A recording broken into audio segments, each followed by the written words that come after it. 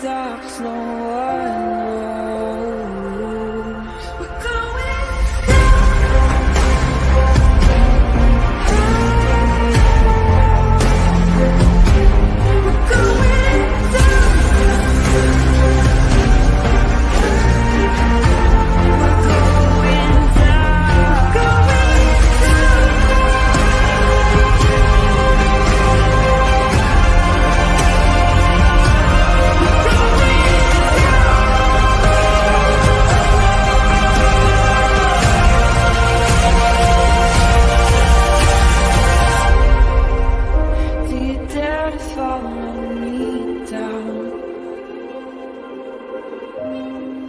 head into the unknown. Na, na, na, na, na, na, na.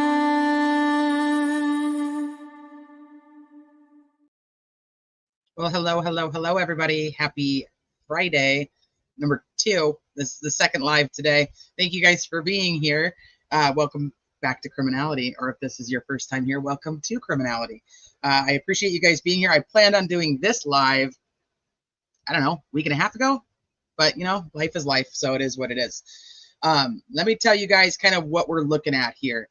So we're going to do a little bit of a refresher course. So for anybody who's like, what the hell, what is this? What are we even talking about? We're going to go back in time and do a little refresher, and then we'll hit the new topic. But for anybody who's followed the case for a while, you guys know that there was 3 gentlemen who were working on, 3 law enforcement officers who were working on tying Odinism to the Delphi murders. And in doing so, one of them had written a 12-page report that the defense team deemed the Odin report. Well, that report has been sent to Andy Kopsa, if you guys aren't subscribed to her channel, by a source. And so she had put it out on her channel. And then because it's kind of the way that it was like sent, it's like, you know, it was kind of off. So then All Eyes, our favorite PDF friend over here, went and created a PDF for it so that it's easier to tying Odinists to the crime. I guess that's a better way of putting it. That is a better way of putting it. Thank you.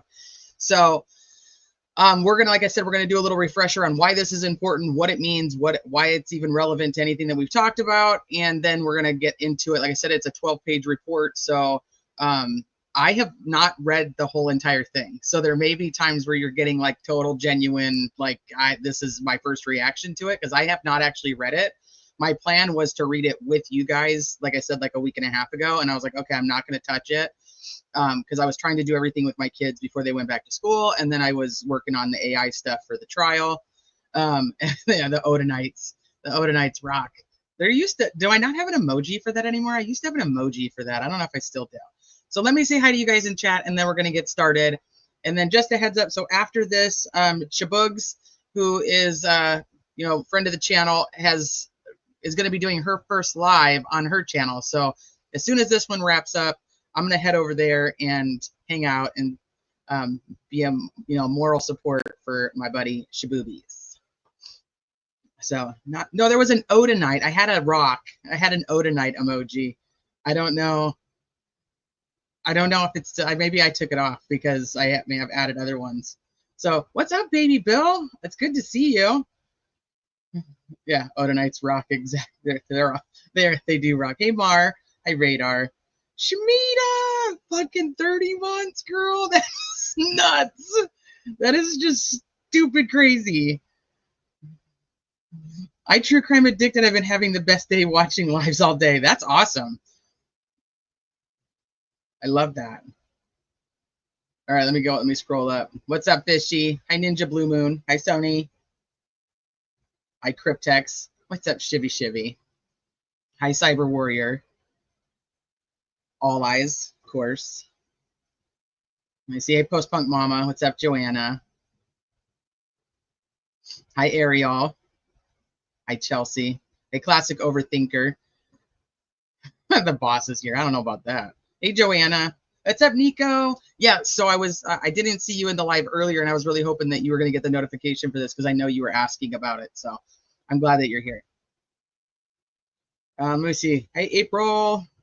What's up, Hillary? Twice in one day. Woo woo. And it's a Friday. Hell yeah. I know. And then I got shit to do all fucking weekend. I'm just like, I'm tired. I just want a nap. Can somebody just let me take a nap for a little bit? Aloha. Hi, yo. What's up, Jess? Hey, Keiki. What's up, KO? Hey, Shaz. What's up, Bean? This is like that one time with all eyes. All right. I don't know if anybody else is up there up top. What's up, Erica? Hi, Lacey. Okay. Hey, True Crime fan.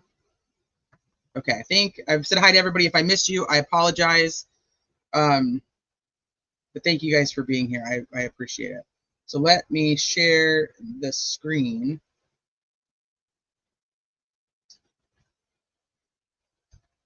That's not what I wanted. I don't know why I did that. Stop doing that. Hitting the wrong button. Share screen.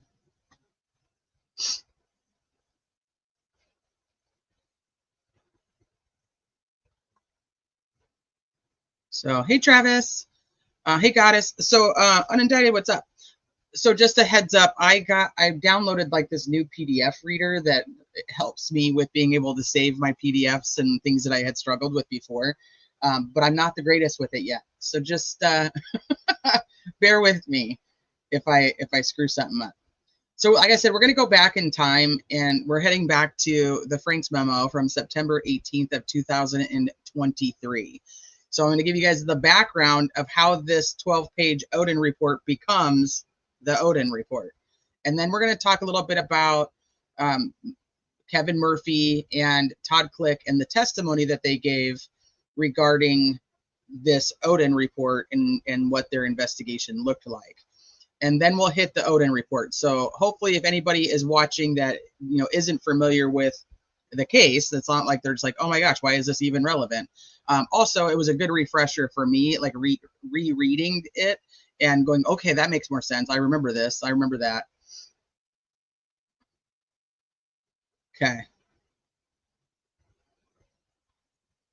So, all right, you guys ready? Can you guys see that okay? Does it need to be bigger or is it good? What are we wanting about? Okay, that's too big. Never mind. That's going to have to be good enough for you. Because otherwise I can't see it. No panic like the search for a lighter. Oh shit, yeah, that's so true. I miss having a lighter. Okay. All right. I'm gonna get my glasses cleaned off.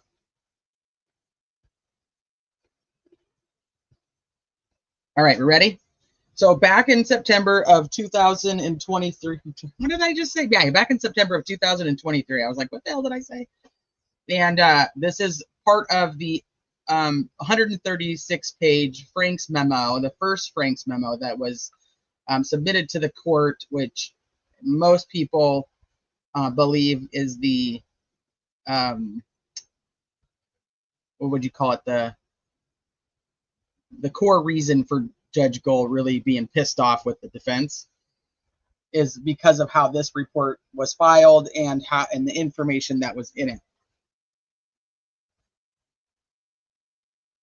Okay, so the 12-page Odin report. As part of discovery, the defense received a 12-page Word document that provided a summary of Trooper Kevin Murphy's investigation of the Odinite angle. We know it's not Odinite. Odinites are rocks. Over time, for reference purposes, the defense has come to call this document the Odin report. Therefore, to be more clearly reference this document throughout the rest of the memo, the defense will use the moniker Odin report when discussing this report. The Odin report was created by Indiana State Trooper Kevin Murphy, who thankfully was independently curious. The Unified Command through Liggett and Hammond had concluded by March of 2017 that Brad Holder should be cleared as a suspect, as will be detailed later. Further, Unified Command had claimed that it had concluded very early on, probably March of 2017, that Odinites, which is it's those who practice Odinism or Norse paganism, were not involved, as discussed earlier, despite Liggett and Holman clearing Holder as a suspect in March of 2017. And despite a mystery Purdue professor, dismissing all links between Odinism and the murders. Murphy pressed on. Murphy began investigating a man named Elvis Fields down in Rushville, Indiana, 126 miles away from Delphi. The fruits from his investigation ultimately boomeranged Murphy, as well as law enforcement officers Greg Ferenczi and Todd Click, back to Brad Holder and therefore back to Odinism. So that's the three officers, Greg Ferenczi, Todd Click, and Kevin Murphy. So Kevin Murphy worked for the Indiana State Police. He no longer does, but he did at the time. So he worked alongside Jerry Holman. So Murphy, Ferenczi, and Todd Click's dogged pursuit of the truth is what we citizens and those accused of crime should expect out of law enforcement. These honorable law enforcement officers were knocking on doors and conducting interviews, going wherever the evidence led them. Immediately following an interview, Murphy would reduce key aspects of that interview into a Word document. Over time, the Odin report grew from a single page from his first interview with Mary Jacobs to 12 pages, with the last pages used for summing up his thoughts from all the interviews that he had conducted. The defense has attached this document to this memorandum and marked it as Exhibit 36. Surprisingly to Murphy, even though he was handing over to Unified Command powerful evidence that really painted a clear picture of who was involved in the murders, Holman and Liggett did not seem interested. Eventually, Murphy said that Unified Command phased out the Odinite, not the correct word, Rush County angle.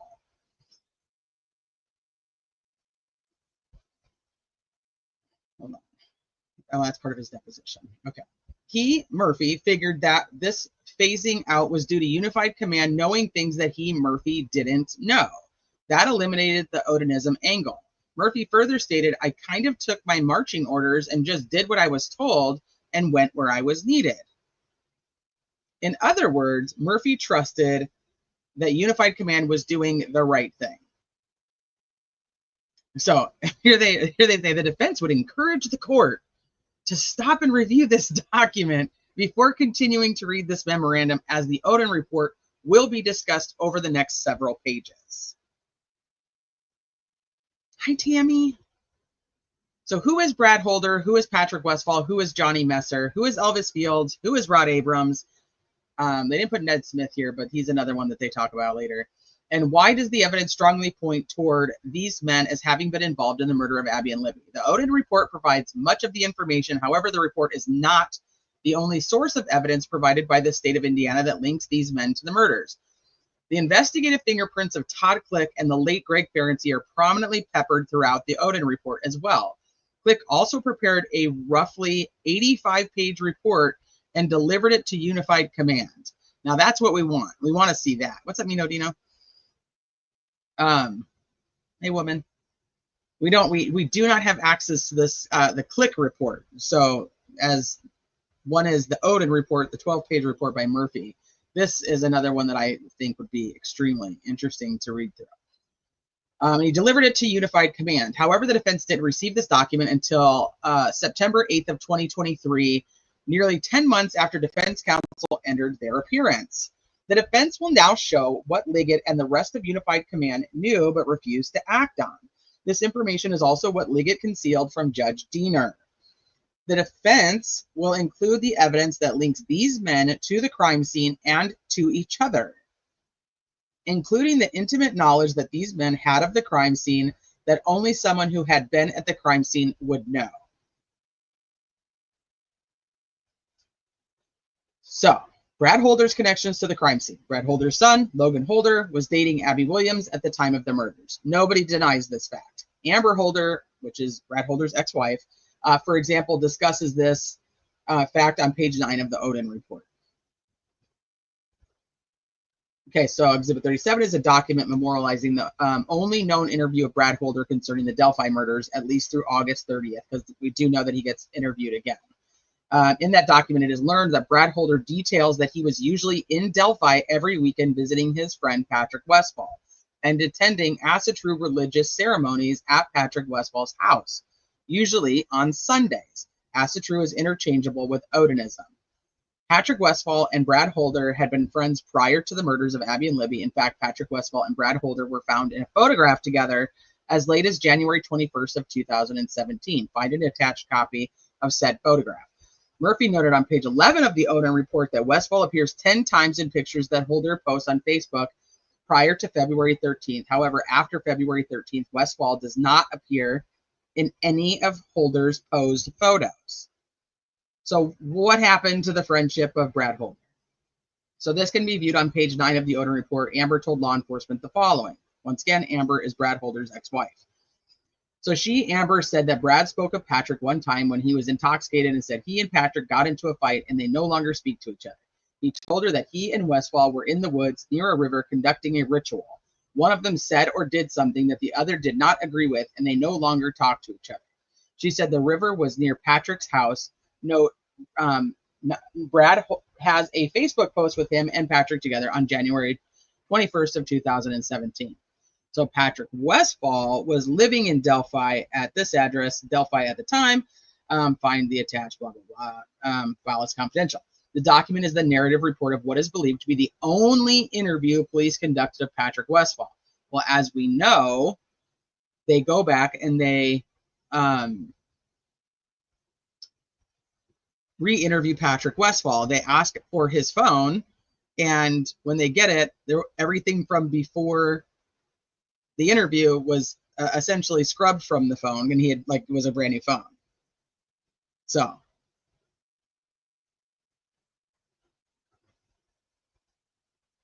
okay.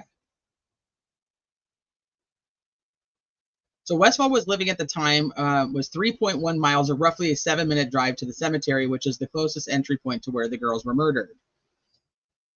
As we know from the exhibit, Brad Holder admitted that he spent every weekend hanging out with his friend Patrick Westfall in Delphi and participated in Asatru religious ceremonies on Sundays with Patrick Westfall.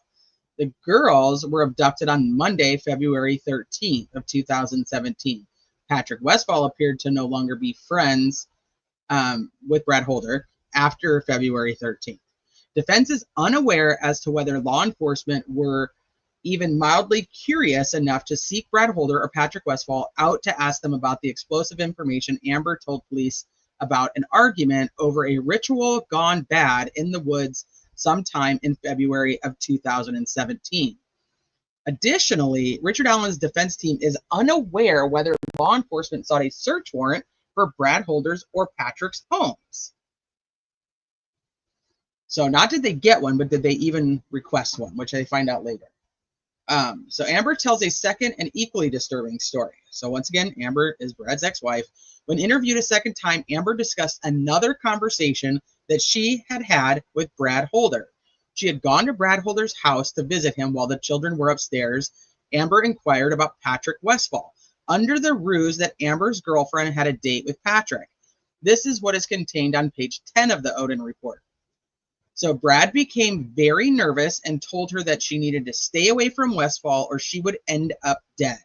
She said that Brad told her Westfall and his crew was responsible for the murders of the girls in Delphi and a fire that killed 2 girls. I asked her if she knew of the fires in Florida that killed 4 girls, and she said she was not familiar with any fires that killed any children until Brad mentioned it today. She said Brad may have been talking about that fire, but had the number of killed wrong. She said Brad told her that Westfall and his crew had friends in several states and that they have no problem killing race traitors. I asked her to clarify race traitor, and she said she believed it meant white people who mix with other races.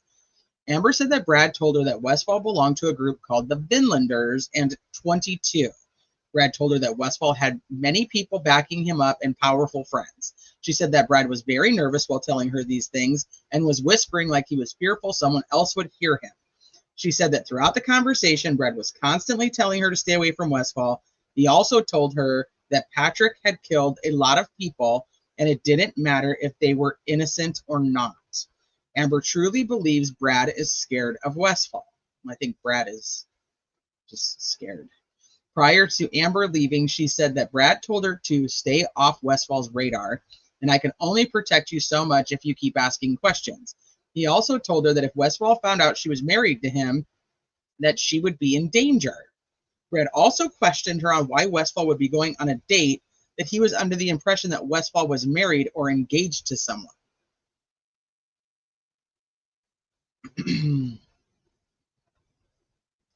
Okay, so imagine being an investigator trying to solve a horrible murder, having learned all of this information. What would a good investigator do? What would good leadership in the form of uniform command do with this information? It's unified. He would ask the court to think about all the tools that law enforcement had in its arsenal to pursue an investigation once these explosive stories were told. It doesn't appear that Unified Command did anything. The question then may be, did they, including Liggett, want to do anything to investigate the Odinites? Once again, not a real word, or it's a word, doesn't have to do with people, it's a rock. He's calling them Uniform Command. Was Uniform Command and Tony Liggett, a member of the Unified Command, acting intentionally or recklessly in the way they conducted the investigation? And by extension, was Liggett acting intentionally or recklessly in concealing this information from Diener? This is Judge Diener, not lawyer Diener, in his affidavit for his search warrant. What else linked Holder to the crime? Okay. So, I'm curious, since I haven't read the other, how much of this is like a repeat of that. Attached and marked as Exhibit 41 is a Facebook post that displays Brad Holder's hand. The photo displays Brad Holder showing off a rune that was inked onto his hand, not a tattoo, but likely from an ink pen. This rune that Brad Holder is proudly showing off is the same rune that the killers laid on Abby's body using sticks. This image was posted by Brad Holder approximately 52 days after the murders. The public had no idea what the crime scene looked like, and that Abby had sticks placed on her body like a Hegel rune, yet Brad Holder coincidentally was showing off the same rune that was found on Abby. That should be important information for curious, honest, and well-intentioned law enforcement officers. Okay, so Honest Trooper Murphy over here, Honest Trooper Murphy admitted that the image of the rune drawn on Holder's hand was similar in appearance to the rune found on Abby's body. So find attached a side-by-side image of that rune, and Brad Holder drew in his hand next to Abby's crime scene photograph, marked as Exhibit 42 and filed as confidential. Trooper Holman, on the other hand, refused to admit that the two images on Exhibit 42 looked similar. So Holman says, I mean, it's a stretch that you could say that's the exact same formation. It's definitely not a stretch. I know that there's plenty of people at this point who've seen the leaked crime scene photos, even though they're not like super clear. The sticks are very clear. I mean, you can see the formation of the sticks. It's always very weird to me that it is almost identical. The way that they are laid is literally it's identical to the way that it was on Brad Holder's hand. It really is. It's like, because it's like almost like an asterisk, but not really. But it's the way that the stick is like just the top stick is like a little tiny bit off to the right. Oh man, it's like, whew, it's so similar. It's okay. So by admitting that these images match or look like each other, Holman would then have to be admitting that Holder should have been a suspect, because the rune on Holder's hand matched the rune found on Abby's body when the details of the crime scene were not known to the public. That is why Honest Cop Murphy admitted the obvious, that the two images look alike. But Holman refuses to admit the obvious, which is not surprising because Holman's a fucking douche nozzle.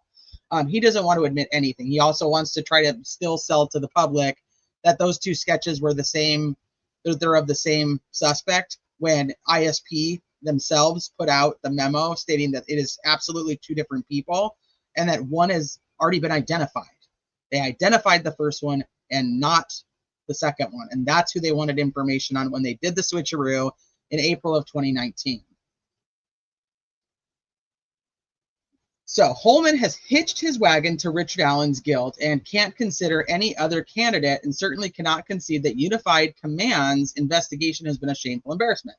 Therefore, Holman has to continue the charade of proclaiming that the two things contained in Exhibit 42 don't look similar. They do. They look identical. whether he actually believes it or not. However, while Holman cannot admit that the two images on Exhibit 42 looked like one another, he, Holman, is the same person that claimed that only minor differences exist between Sketch 1 and Sketch 2. As you will learn later in the memorandum, Sarah Carbaugh claims to have observed a man walking down the road with mud, blah, blah, blah, blah, blah. Okay, we don't need any of that. We can go back to just the stuff on the Odin report. This is just don't trust Holman because he's a fucking idiot and can't tell the difference between a picture and a photograph, or a sketch and a photograph. Okay, that's sketches. Okay, so here we go back to this.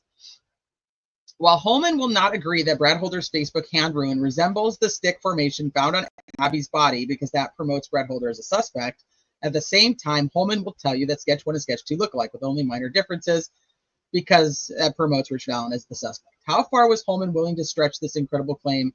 Is he still just talking about what a piece of shit Holman is? Okay, let me move past that. I mean, you could write 136 pages just on that alone.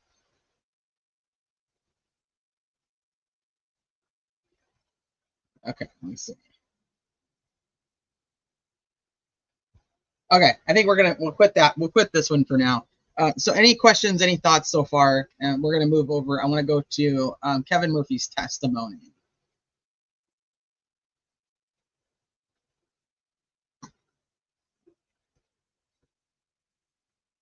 Nope, that's not what I want. Nope, that's Todd's.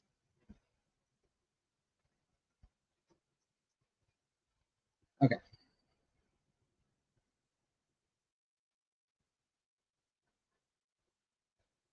Okay, so during the 3-day hearing, back in 2024, it was, hey, Hebby, I hope you're doing okay.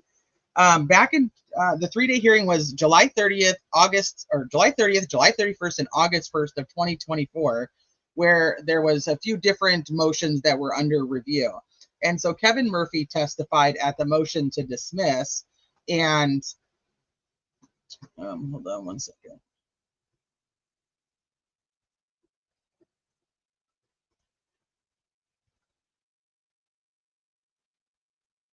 Did I close this one?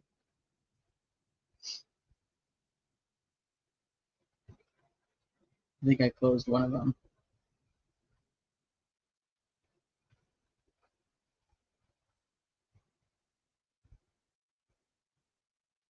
Why isn't it opening? Okay, that's not the right one. This is the one I want first.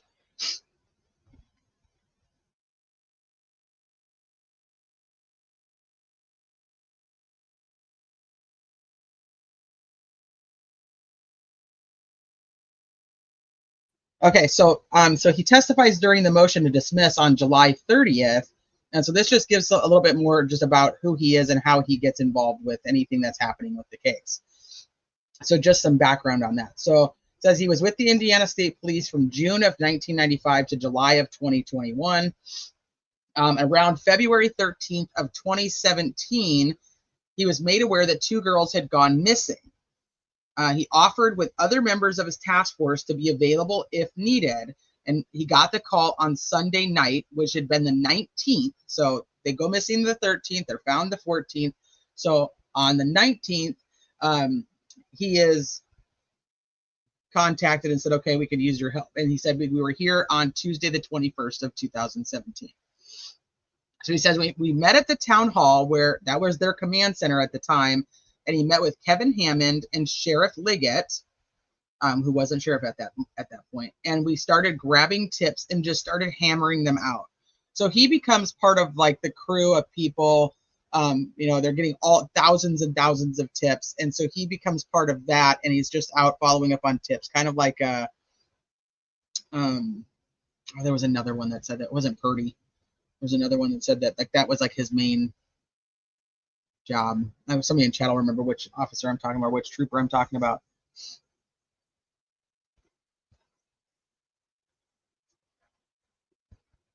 So he works on the case essentially from February 19th of 2017 until October 1st of 2019.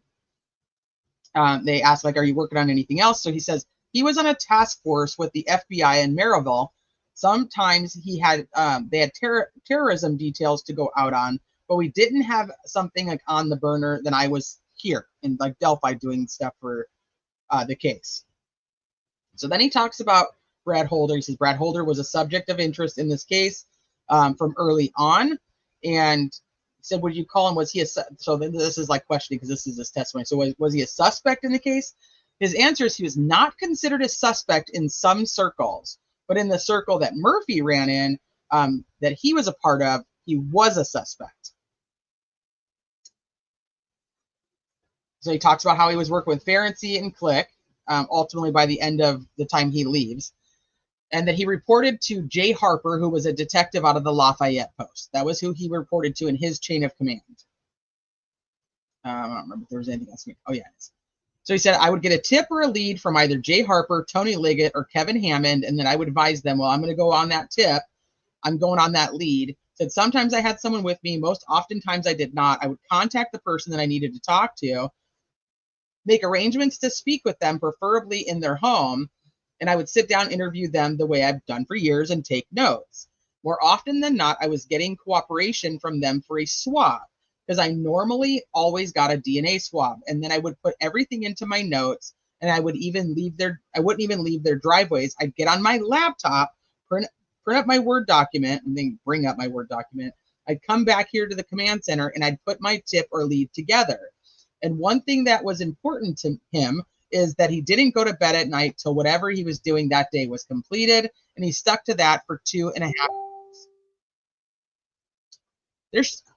There probably is, and so I would say that Brad Holder was definitely a person of interest amongst many of them, but many ruled him out early on, such as Holman, who was like, yeah, no, we're not following that path because Mr. Purdue professor says it's not, but then we find out that Mr. Purdue professor didn't say that, so we don't really know.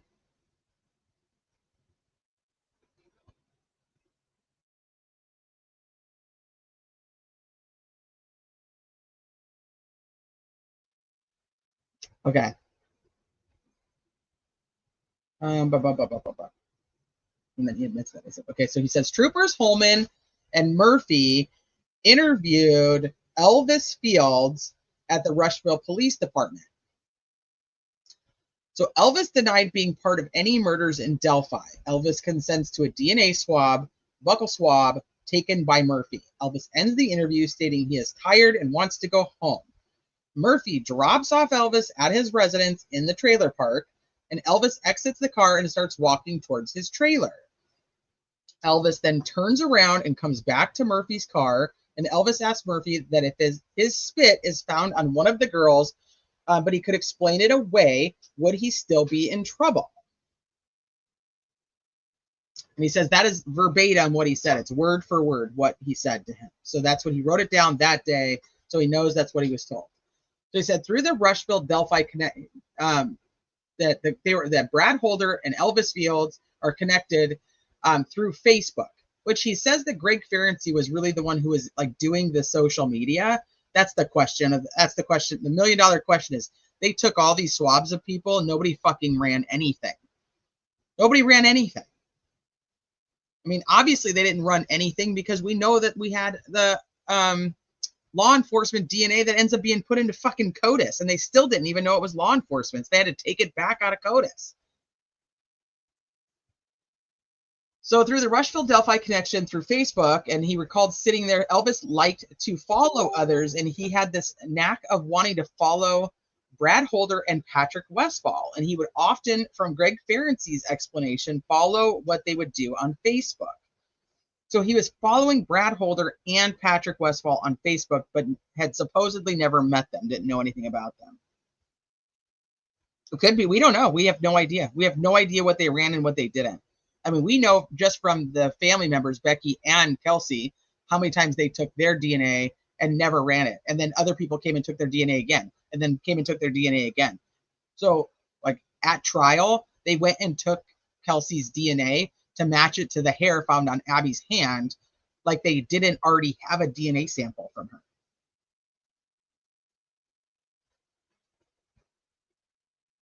So through the rituals that they would conduct and through wanting to be a part of what they conduct, Elvis's connection to all of that was through Johnny Messer.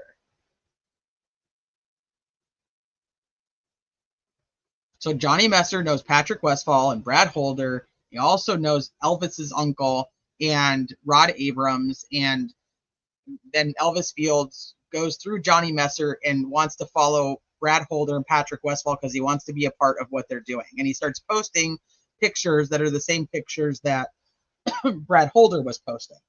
But then in his interview, turns around and tells the detectives that Brad Holder was following him on Facebook, and Brad Holder was posting things that he would post. Now, he wasn't copying Brad. Brad was copying him. So then we get into the whole thing about Holman meeting up with Murphy in the hallway after Murphy's deposition, and Jerry Holman being pissed off because he's got this Odin report, this 12-page report. Remember, the Odin report is called that because of the defense team. It wasn't called that prior. It's literally Kevin Murphy's notes that were printed out on a PDF. And so Jerry Holman has this 12-page, document in his hand, and he's like going at Murphy, and he's like, "How the hell did they get this? Like where did this come from?"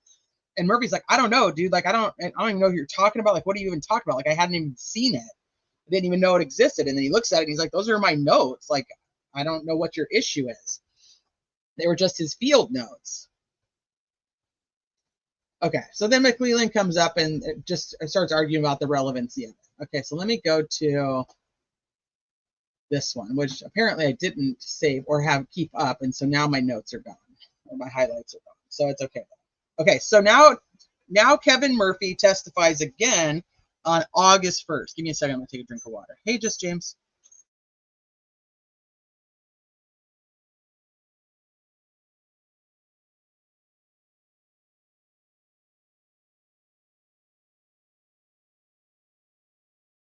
Hey, Forfeits.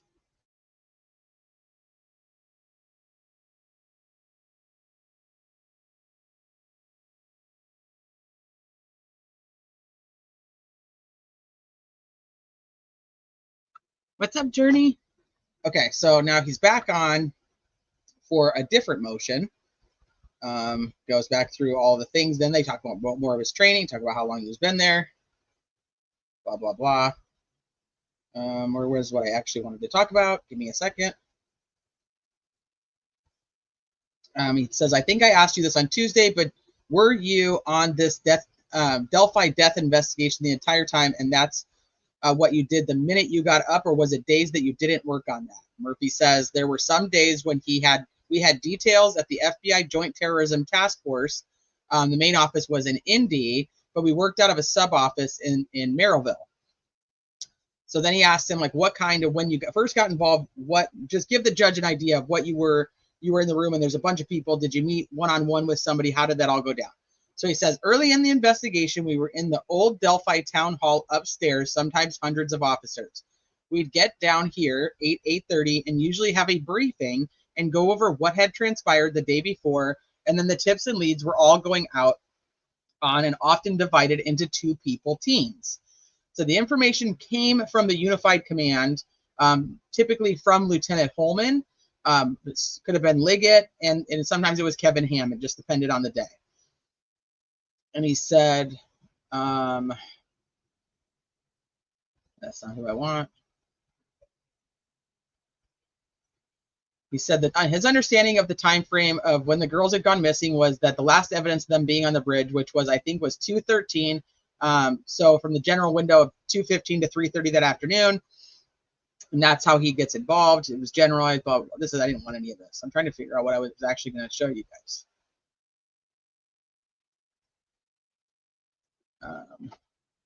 Okay, here it is. So he says he starts working on it on February 21st after he got his call on February 19th. He said it's a week to the day after the girls were found. He said,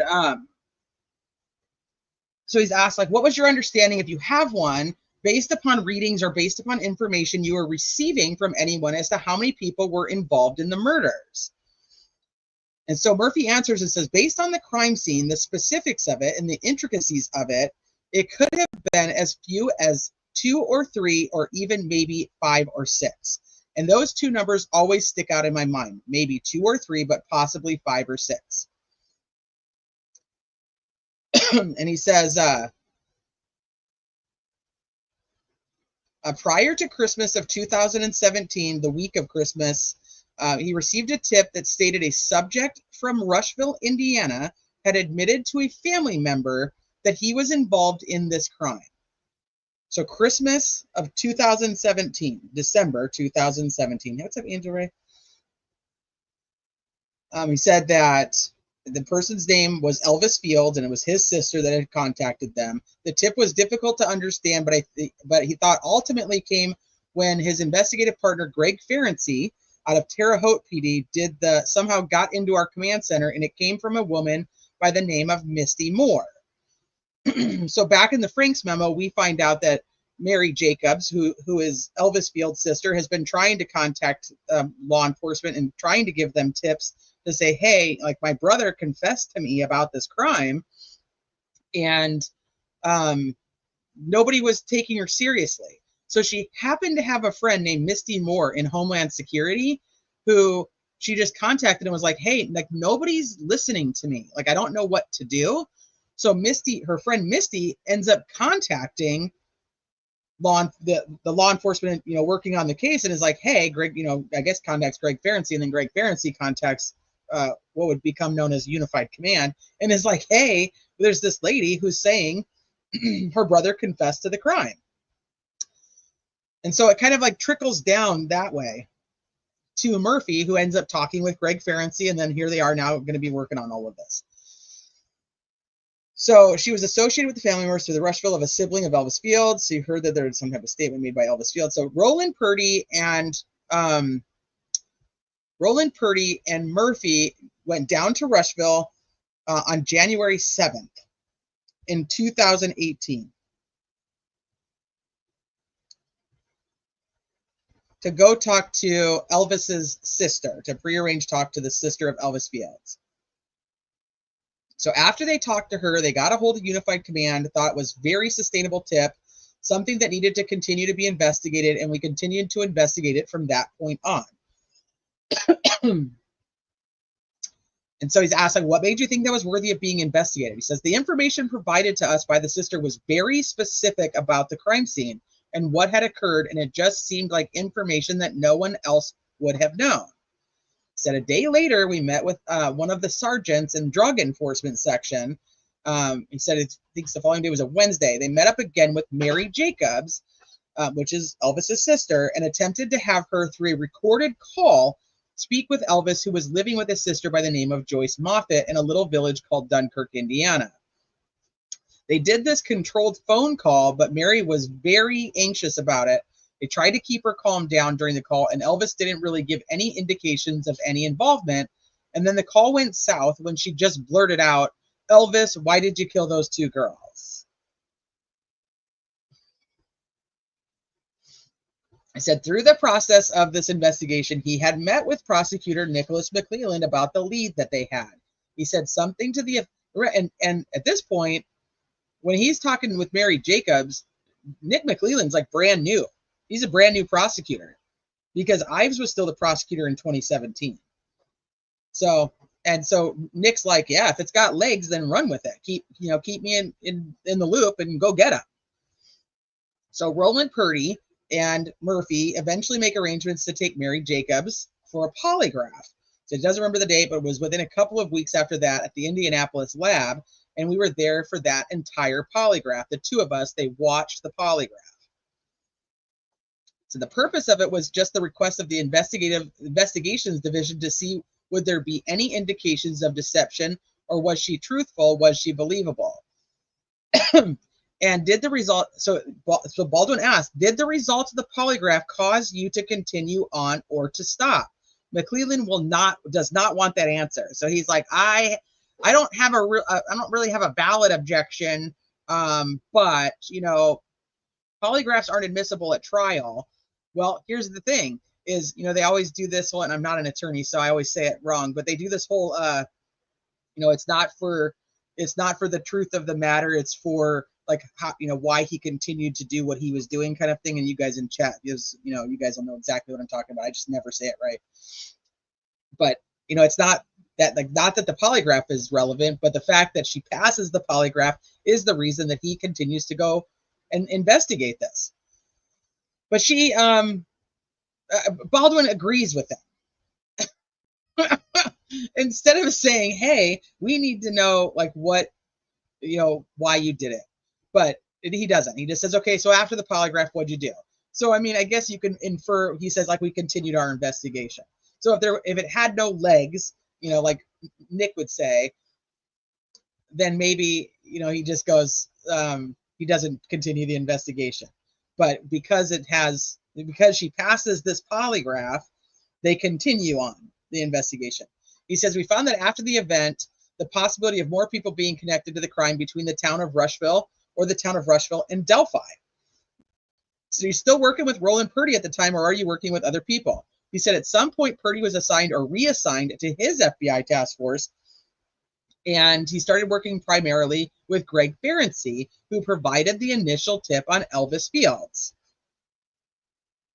Said, due to the nature of the Rushville being where it is, we developed a liaison through their PD, who at the time was the Assistant Chief Todd Click.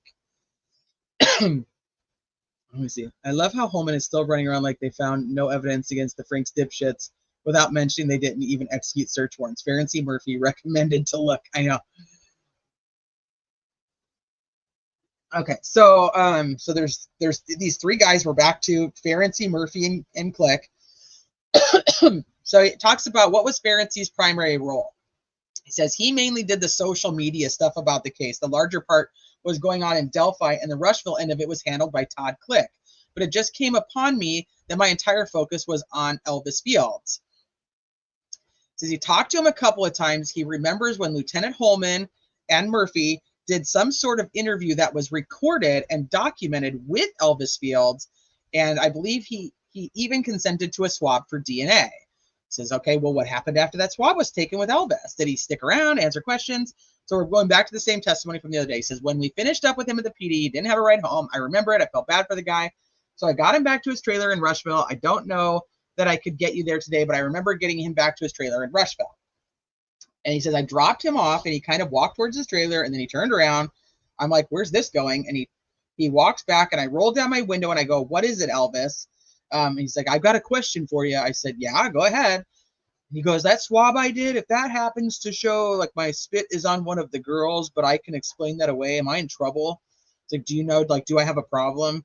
He's like, and I'm like, my response was with generality of like, if you can explain away why something like that happened, then you're good. And he goes, I was just stunned and started making calls. He said, who did you call? He said, I called Jay Harper. Says, question, was he part of the Unified Command? Yes, he was. He said, I might have called Steve Mullen. I'm not really sure. That's going way back. But I'm positive my first call was to Jay Harper. He said, what did you do as an investigator consider the question that Elvis asked you to be important in terms of the investigation? He says, and anybody who was in court that day, and they kind of talk about it in the transcript too, but anybody who was in court today said Murphy gets extremely emotional at this time and has tears in his eyes. And he says, I made a mistake that day. And he's like, you made a mistake? And Murphy's like, yeah, I made a mistake. And Baldwin's like, well, what was the mistake? Murphy's like, I should have thought about what I had just heard, even though I followed command, followed the chain, and I should have just said, Elvis, let's go get some food. Let's go get some food. Let's go back to the PD and let's talk. And I should have opened that up further, and I didn't, because it just didn't seem like with the not support, but the resources of another officer, that it's something I should have done. And I thought we could have at least revisited immediately in the next couple of days. So he wishes that he had talked to him more, but he didn't have another officer with him. So he was concerned about continuing the conversation, but he feels like it was a huge mistake and that he should have continued talking to him.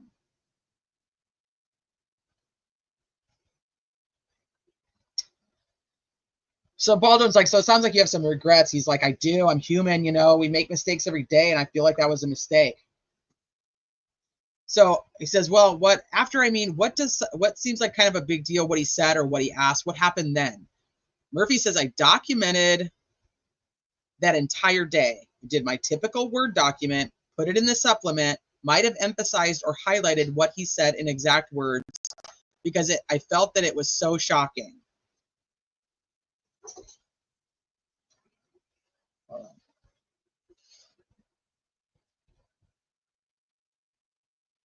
He said it's a printout. So that he's handing him this exhibit. He's like, this is a printout of a lengthy Word document that I completed on all the aspects or ties between Rushville and Delphi. And he says, so Baldwin asked him, like, what was the time frame that we're talking about that you put this together? He says, is it days, weeks, months, years?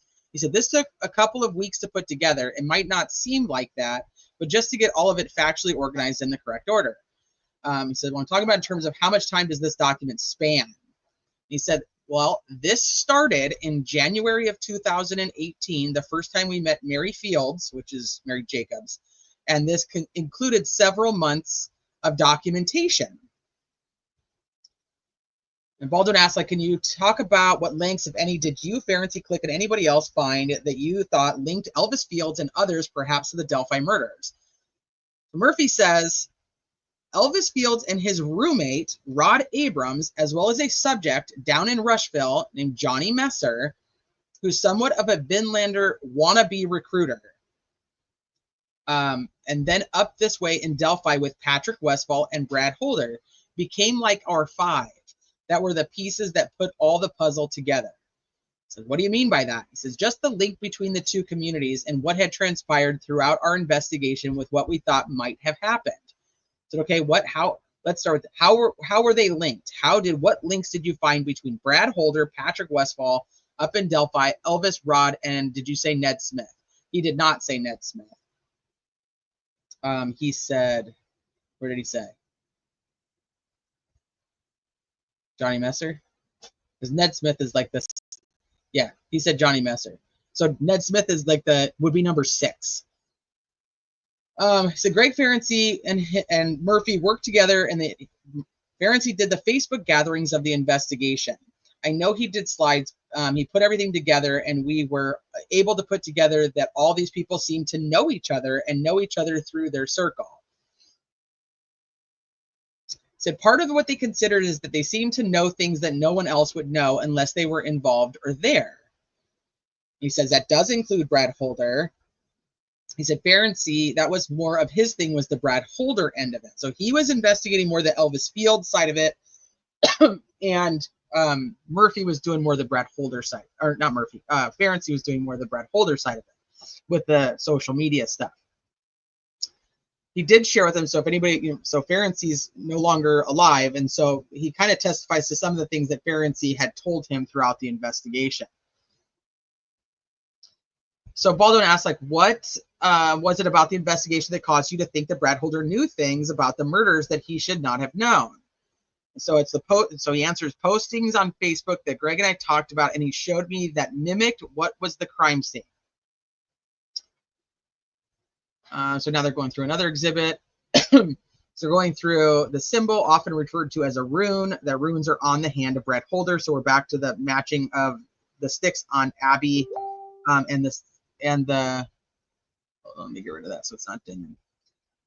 The sticks on Abby and the rune in pen on Brad Holder's hand. And so that's an example of one of the things that was found on social media that they believe connected Brad Holder. He said, then you had Elvis down in Rushville saying, what if my spit is found on the girls? And then, so the question is, like, what links did Brad Holder have to Elvis? He said, Elvis is a follower. He's a wannabe. He would mimic almost every day. Greg Ferenczi told me the kinds of things that Brad Holder would post on his Facebook. So did you ever see the Facebook photos that mimicked each other? Murphy says, yes. So then they start going through some of the Facebook photos. Hold on real quick. I'm going to take a drink of water.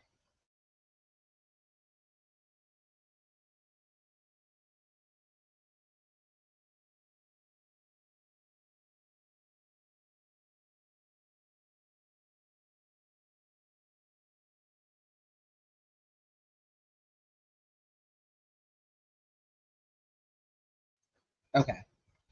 Ben Mark says, okay, there's no photos in this other than what I think are Facebook photos or images. Tell me where you're going to be. Okay, good with that. So he's handing him that. And then McClellan comes in. So he's like, these are Facebook postings of Holder and Elvis, where Elvis mimics Holder's Facebook posts.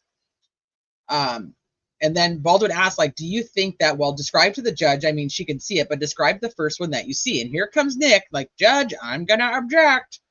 There's no reason to testify about this. The exhibits speak for themselves at this point. And Baldwin, again, gives in. And instead of saying, like, no, you know, what he has to say is also imperative, you know, to, you know, why they continued on in the investigation the way that they did. But Baldwin's like, yeah, that's fine. The court can just look at him. Not a big deal. But I know that Baldwin, in one of his, I think it was actually one of his most recent interviews he did with, I think, Bob, he talks about like how they were like very rushed. All of these hearings are packed into these 3 days they have to prepare for, and like have all the exhibits and all the info and all the questions and everything ready for these back-to-back, instead of, because Gold refused to ever hold like motions hearings. She just never would do it. It was the craziest shit when this was transpiring that we were like, why isn't there any hearings? Like, normally you file a motion, they file a response to your motion, you can go back and forth a little bit, and then it ends up in front of the judge. But she just would never fucking have them in court. And so she was like, fine, you guys want your day in court? You get 3 days back to back. We'll do like 5 motions at that time. So yeah, so Baldwin's just like, it's fine, I'll move on. Not a big deal.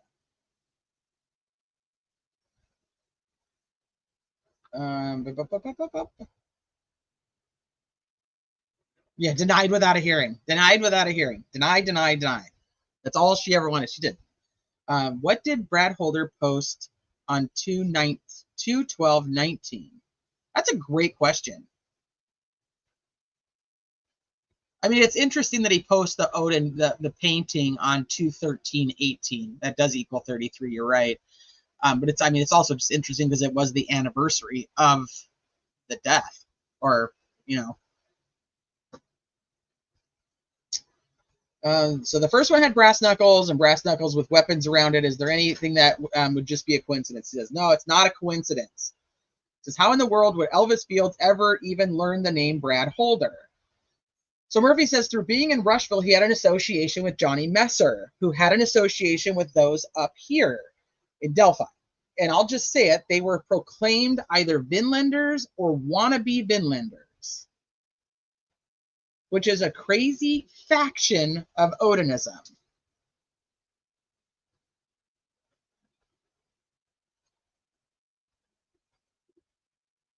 He said, okay, did Elvis Fields know Johnny Messer? Yes.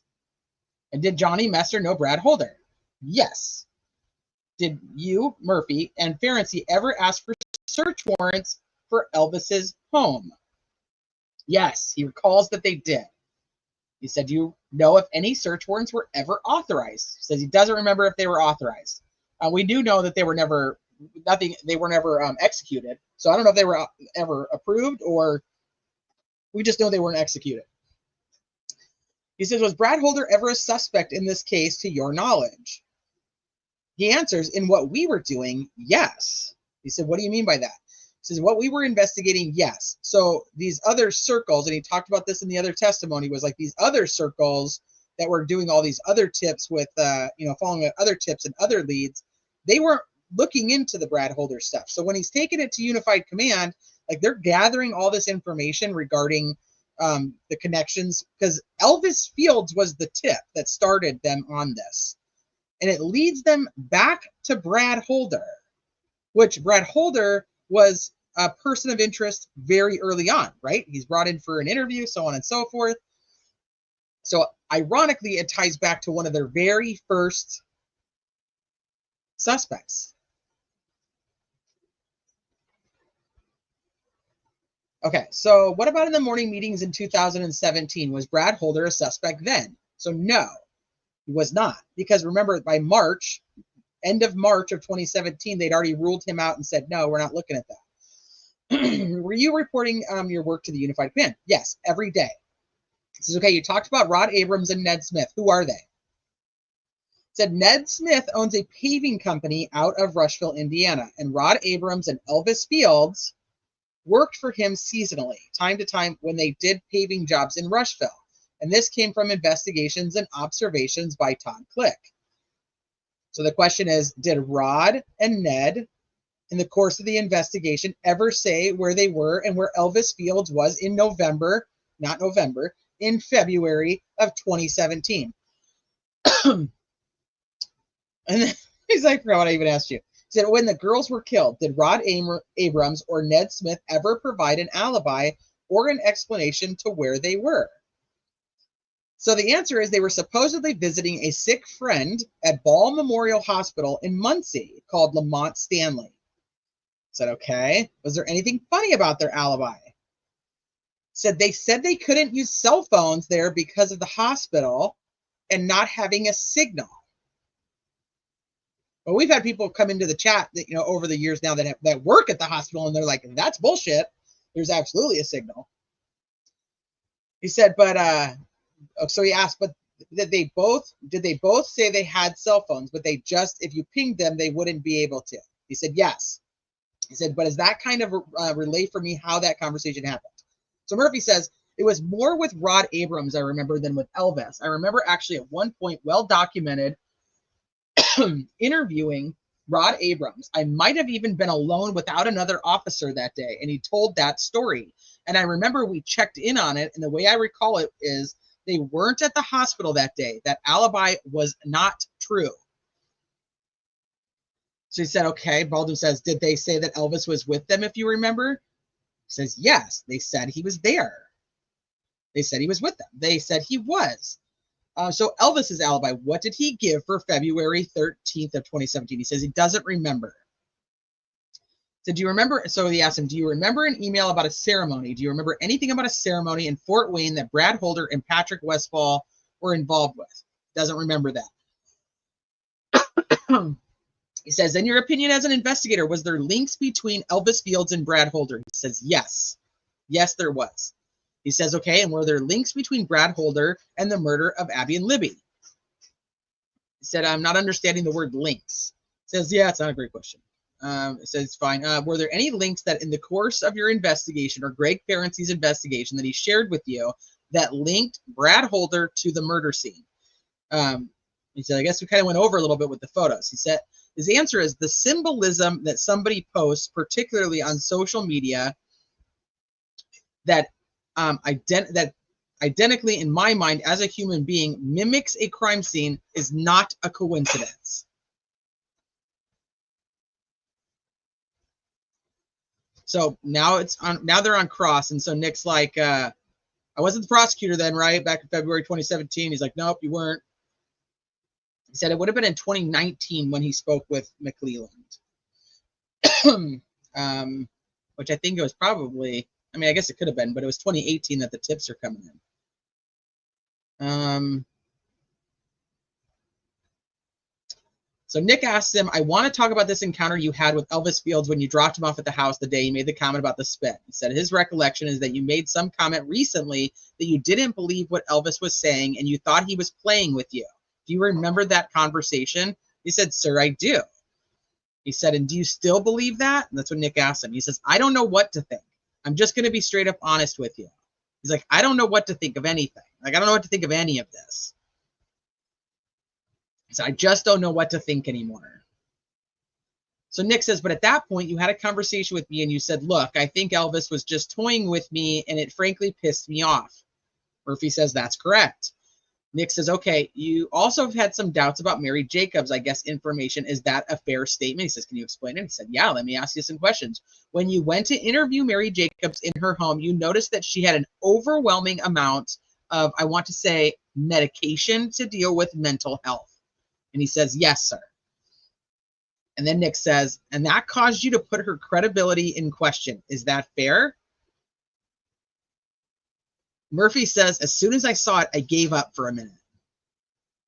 Nick says, and you had some issues with Elvis. Is that right?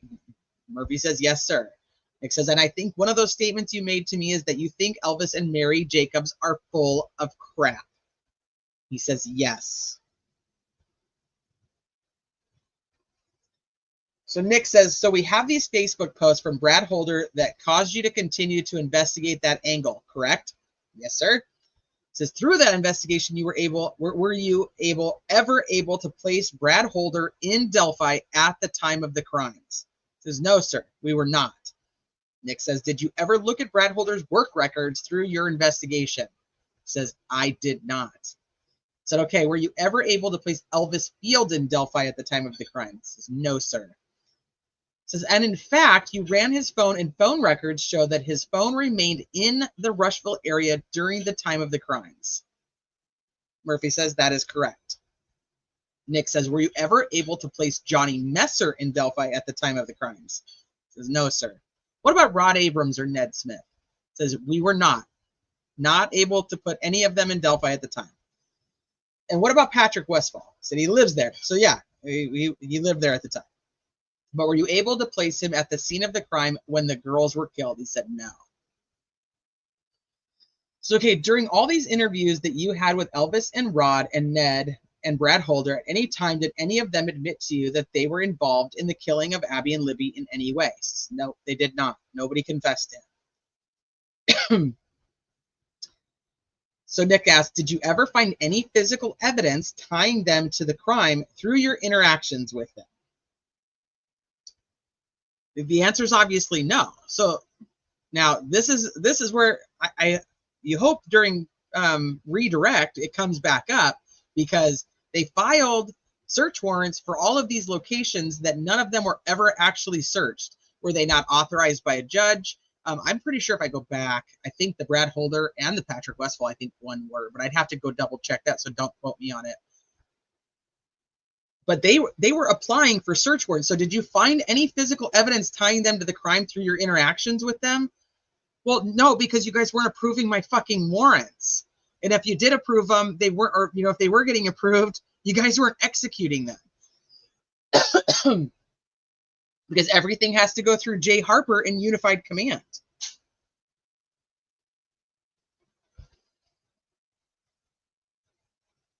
So, Nick asks, Elvis was interviewed a total of 3 times. Is that right? And Murphy says, yeah, at least 3 times. Yeah. And so the question is, and I believe one of the times was at least 3 hours long. Does that refresh your memory? He says, yes. And then Nick's like, and during all those interviews, he denied consistently that he had anything to do with the girls. Is that correct? He says, yes. Even denied knowing the girls. He says, correct. He said he didn't know the names, didn't know what they were talking about. He denied ever being in Delphi. Is that right? Yes, sir. Well, we know that's not true. We know he was in Delphi at some points because he would go and help Josh Christman with the pigs. So ever being in Delphi, that would be a lie. We already now he's lying. Okay, so you had some concern about the distance between Delphi and Rushville, and is it fair to assess? You have to answer out loud. I'm sorry. Did you have some concerns about the distance between Delphi and Rushville? He says yes. Said in terms of the ability of these people in Rushville, the ability of them to get up here and commit this crime. Said yes. So were you ever able to confirm that Elvis Fields knew Brad Holder? Like they'd actually met? And he's like, I was not. I said, okay, the Facebook post that you talked about from Brad Holder that you reviewed here in the court today, did you actually examine Brad Holder's Facebook page or all those pictures that Greg Ferenczi showed you? So Greg Ferenczi showed me.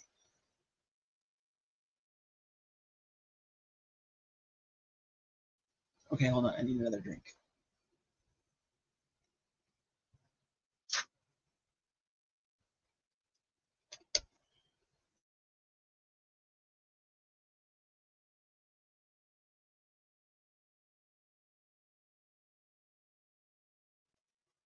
Okay, he says, you agree those pictures that you were shown today and entered into evidence, they don't show anything involved in the killing of Abby and Libby. Would you agree? He says, I agree. So the pictures that were shown to you are pictures of jars and sticks and arrowheads and things like that. He says, yes. None of those pictures directly link Brad Holder or Elvis Fields to the killing of the girls. Says yes. So, and then Baldwin comes back with no other questions.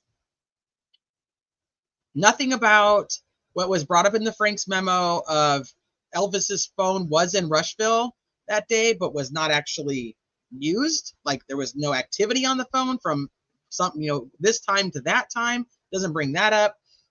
Doesn't ask him.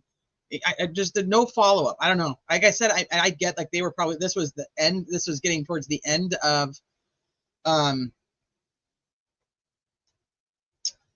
end of the day on the third day of doing this, but he does come back and he says, okay, I forgot to ask you this one thing.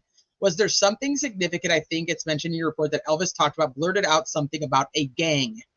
Do you remember that? And he says, Murphy says, Mary Jacobs talked about that at length the morning that Roland Purdy and I first met her. He said, tell me about that. So that on the morning of February 14th, when he, in her words, got back from Delphi and handed her a coat that she said was blue in color with blood on it, that he said, I'm now with the group and we're kind of in a gang. And he said, I didn't know what that meant at that point. So then he asked them, did Elvis ever ask or talk about being part of a game? He says, nope, he did not talk to me about that.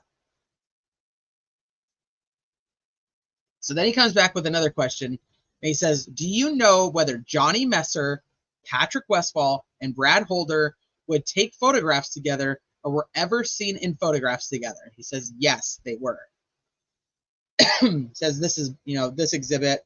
This photo is Brad Holder, Johnny Messer, and Patrick Westfall. He says it's a bad photo. Okay, so they put that in. So now McClellan comes back up. He says, the picture you just looked at, was Elvis Fields in that picture? He says, no, he wasn't. He was not in that picture.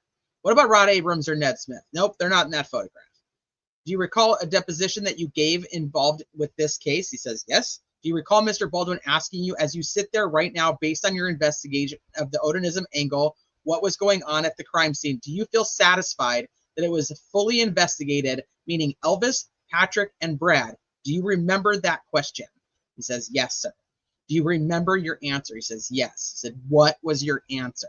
He said, yes. He said, so you feel that it's been fully investigated into those three individuals? His answer is, I don't know. I don't.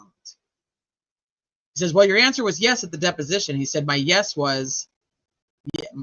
And he gets up, he's like, okay. He's like, don't say anything else. He's like, yes, at the deposition.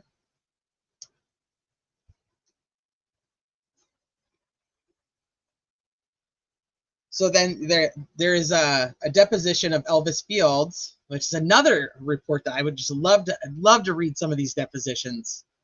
Love to read a deposition of Elvis Fields. Love to see the 3-hour interview of Elvis Fields.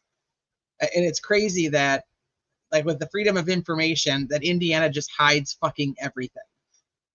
Like, we can't even get the exhibits from a public trial. Well, I mean, they tried to make sure that trial was very not public, but we can't even get the exhibits, much less the actual discovery. And for any of you guys that are here that also follow Idaho, I mean, they're releasing like hundreds of pages every day of shit from Idaho.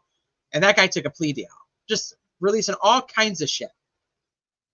Why aren't we seeing any of this?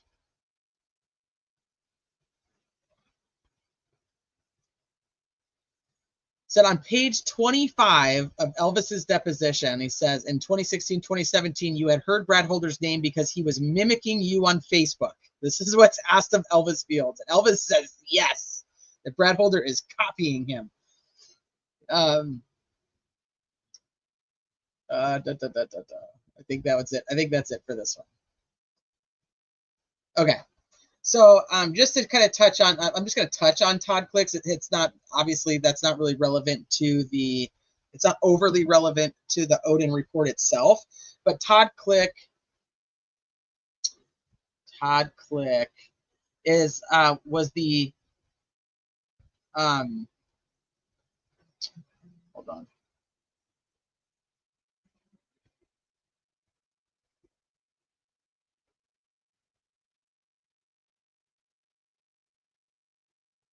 He was the officer out of the Rushville Police Department. I'm going to try to make this bigger so you guys can see it. And I'm not highlighting, it's like dark. He said, so sometime in June of 2018, so now you have more of a timeline here. So January of 2018, they're doing the Mary Jacobs interview and polygraphs. And now in June of 2018, they're getting more involved with Todd Click out of Rushville. So he says that Greg Barency and Kevin Murphy came to Rushville to interview an individual by the name of Elvis Fields. They requested to use the interview room, and they asked if he could operate the recording equipment. they could record the interview. He said in August of 2018, Ferenczi called him and said the lady by the name of Mary Jacobs had made some recordings of a conversation that she had had with her sister. Asked if I would go and pick up that digital recorder and provide him with the recording. So Mary Jacobs is talking to her sister, Joyce Moffat, which is Elvis's other sister, and she's recording these conversations because Joyce also will say that Elvis confessed at some point.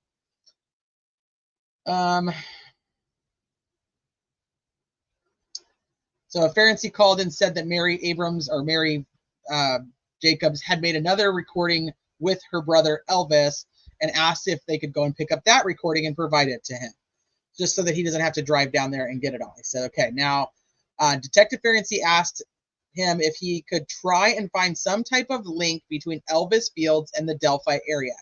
So Todd Click searched through the Rushville Police Department's database, trying to see if there might be any correlation between Mr. Fields and Delphi.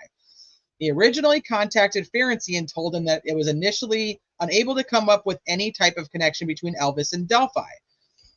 He said it was at that time that Detective Ferenczi told him that a subject by the name of Brad Holder and a subject by the name of Patrick Westfall were possible suspects in the homicides, and that they, Detective Ferenczi, asked if Todd Click would review their Facebook pages to see if you might find anything that might be a Rushville link. So he does that. So now he starts looking at Brad Holder and Patrick Westfall's Facebook pages. So initially did not find anything on Mr. Westfall's Facebook page. Then when I was scrolling through Facebook page of Brad Holder, I found a photograph of approximately 6 individuals wearing Vinlander t-shirts, and one of those individuals I immediately recognized as Johnny Messer, and that Johnny Messer was from Rushville.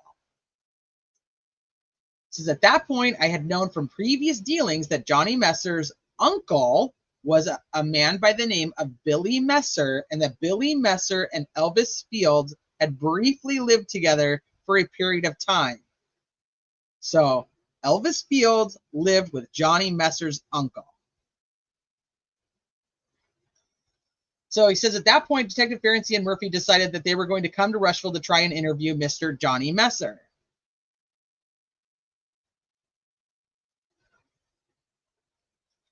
Says, did you find out whether or not Elvis and Johnny Messer knew each other? He says, we eventually did through interview and interrogations. So Elvis and Johnny Messer know each other. Did Johnny say that he knew Elvis and vice versa? He said, initially, Johnny denied knowing Elvis Fields, but then in subsequent interviews, he did admit that he did know Elvis and that he used it to take firewood and beer and cigarettes and some groceries over to their house periodically.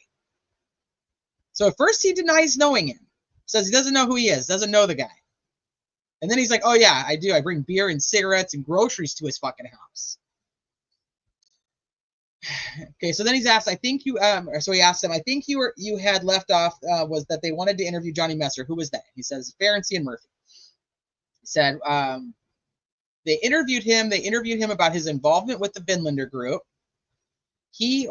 Johnny Messer initially said that he was part of the group, but he was not real big into the Odinism aspect, and that he knew Patrick Westfall fairly well, but what was not real familiar with Brad Holder. So, okay, and Patrick Westfall, did they ask him whether he was, he helped recruit for the Vinlanders? So was that part of the conversation? Todd Click says, yeah, we did ask him if he had done any type of recruiting for the Vinlander group, and he denied that he was any type of recruiter for the group. He says, okay, did you investigate whether his claims that he was not a recruiter were accurate? He says, yes, I did. He says, what'd you find out? Johnny had spoken with several people from Rushville about the Vinlander group, and I found 3 specific individuals that he actively tried to recruit to join the organization. Says, do you remember who they were? He's like, yeah, one individual was the name of Brandon Mansfield.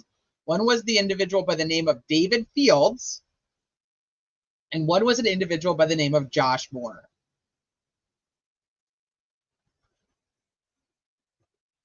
Said, okay, so was it your belief based upon what Johnny's answer to you was when he said, I'm not a recruiter, based upon finding those people, was, did you think he was being truthful? Todd Click says, no, he was being dishonest when he said that he was not a recruiter. It's okay. What happened next?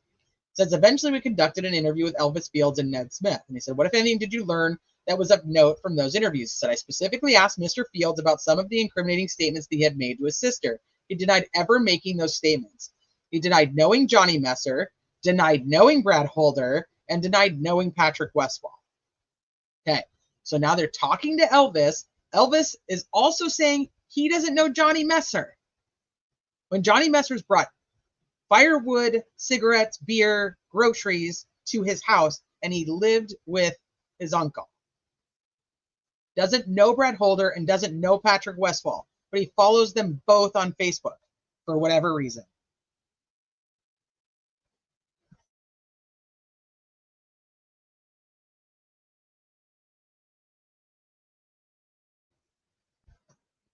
Okay, so did he ever tell you, he being Elvis, that I don't know Brad Holder, but I follow him on Facebook, or he follows me on Facebook? Was there anything like that? I'm curious, did Brad Holder follow Elvis Fields on Facebook, or just the other way around? Like, were they friends, or like, were they actual friends, or did he just follow him? You know what I mean? He said there was no conversation like that was said to me. No. He said, okay, later on, did you find out that they did have some connection to each other, Elvis and Brad?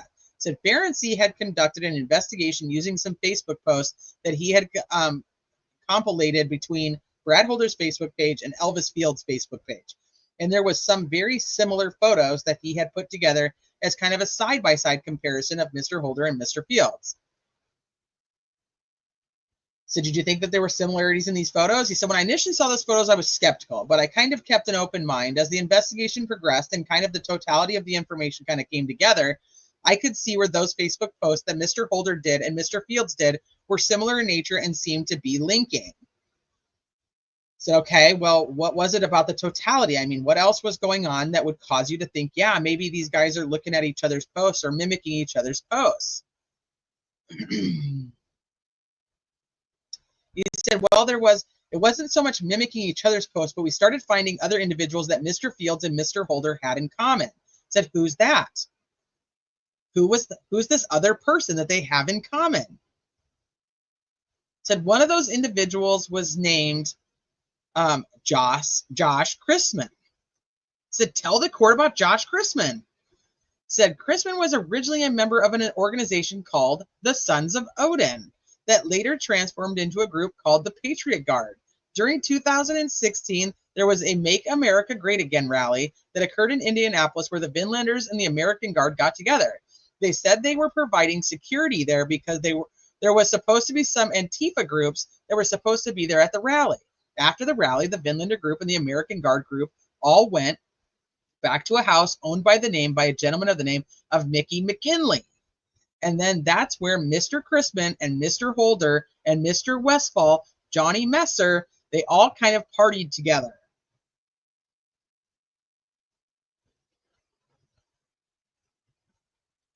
Said, okay, you said that Chrisman was also connected to not just Brad Holder, but also to Elvis. He says that is correct. He said, what's the connection? He said, so Elvis would do some side work, and he worked at a hog barn in Rushville that was owned by Flynn Livestock.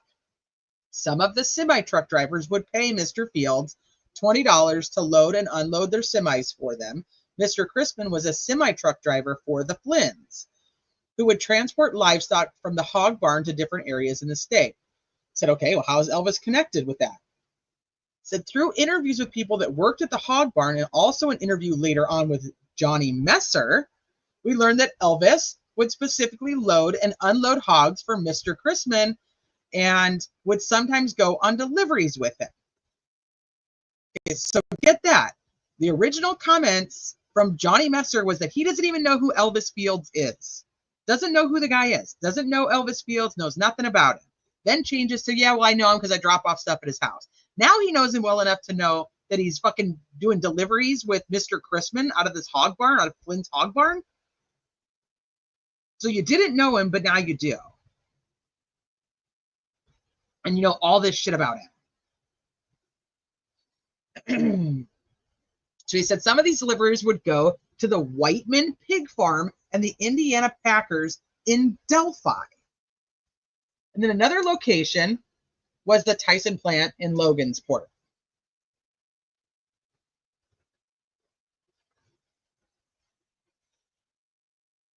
Okay, so he said, with that, your work, your investigative work, all of that. I said, yeah, did all of that investigative work tell you about the connections between Elvis and Brad Holder?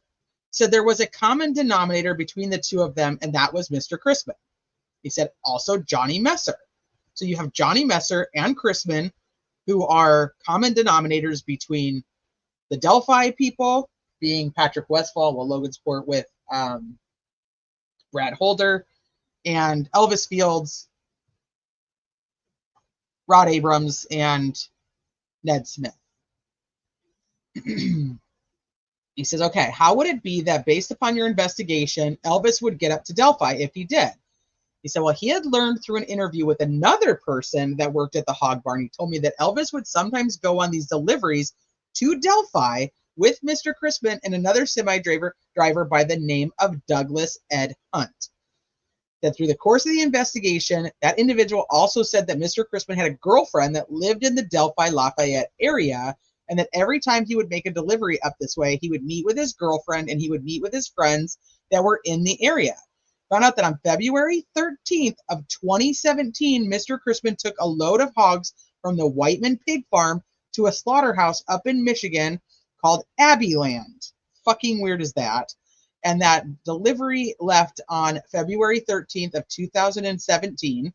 But he did not make the delivery up to Abbeyland until February 14th of 2017. Said if it was admitted into evidence earlier, before, hold on, I don't think I need this. So the only impact that it had on me was that it suggested that, or it was a connection between the two, that Elvis Fields and Brad Holder and Josh Crispin all knew each other.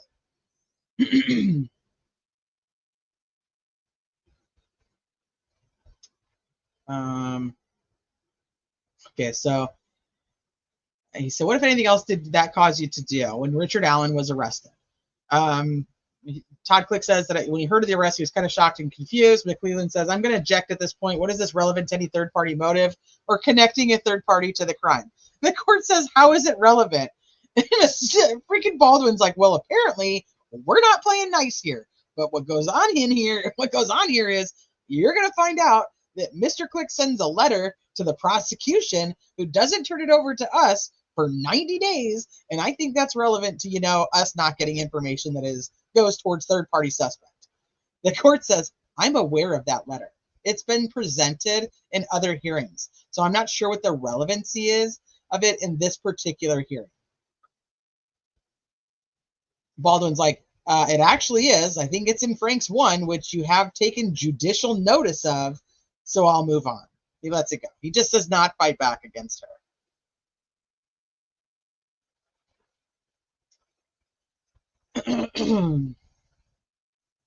So then Nick comes up and starts talking to him, or starts questioning him. He's like, Mr. Click, you start here at the beginning. When you reviewed the Facebook pages of Brad Holder and Patrick Westfall, are those the two Facebook pages you reviewed? So there were several pictures from the two. Said, did you review the Facebook pages of Patrick Westfall and Brad Holder? He says, yes, I did. So during your review of those Facebook pages, did you see any pictures that linked either Brad Holder or Patrick Westfall to the killing of Abby and Libby? Says, no, I did not. Says, okay, and you said that Messer spoke to several people and tried to recruit Vinlanders, and that Johnny Messer knew Elvis Fields. Did you ever, and throughout your investigation, did you ever find any evidence that Elvis Fields and Johnny Messer would hang out at social events together? He says, not social events, no. So did you find any evidence that they ever hung out at all? He said, I had testimonial evidence that Elvis Fields had been to one of Johnny Messer's residents at one time. So there's a witness that's saying that, yeah, that Elvis had been to Johnny's at some point. We also know from Johnny's testimonial in his interviews, he's stating that he's been to Elvis's. So he's just dropping it off. He just doesn't stay. I mean, why would you believe that? He said, were you ever able to confirm that Elvis was at Johnny Messer's? He says, unfortunately, no. The original person that he had spoken with passed away. So his testimonial person passed away. So he said, you said when you conducted the interview, you conducted an interview of Elvis and Ned. Is that Ned Smith? And he says, yeah. He said, did you conduct any other interviews? He said, yeah. He said, that's a bad question. Did you conduct any interview with Patrick Westphal? He says, no. What about Brad Holder? No. What about Johnny Messer? He says, yes. So when you interviewed Johnny Messer, did you ask him to search his phone? He says, no. He did not ask him to search his phone. He says, why not? He says, at that time, it had been several years since the murders had occurred, and I did not believe at that time that we had any information that would lead us to believe that evidence of that murder would have been on his phone at the current time. I mean, that's a wasted opportunity, I think, regardless, because he still had clouds. Hold on one second.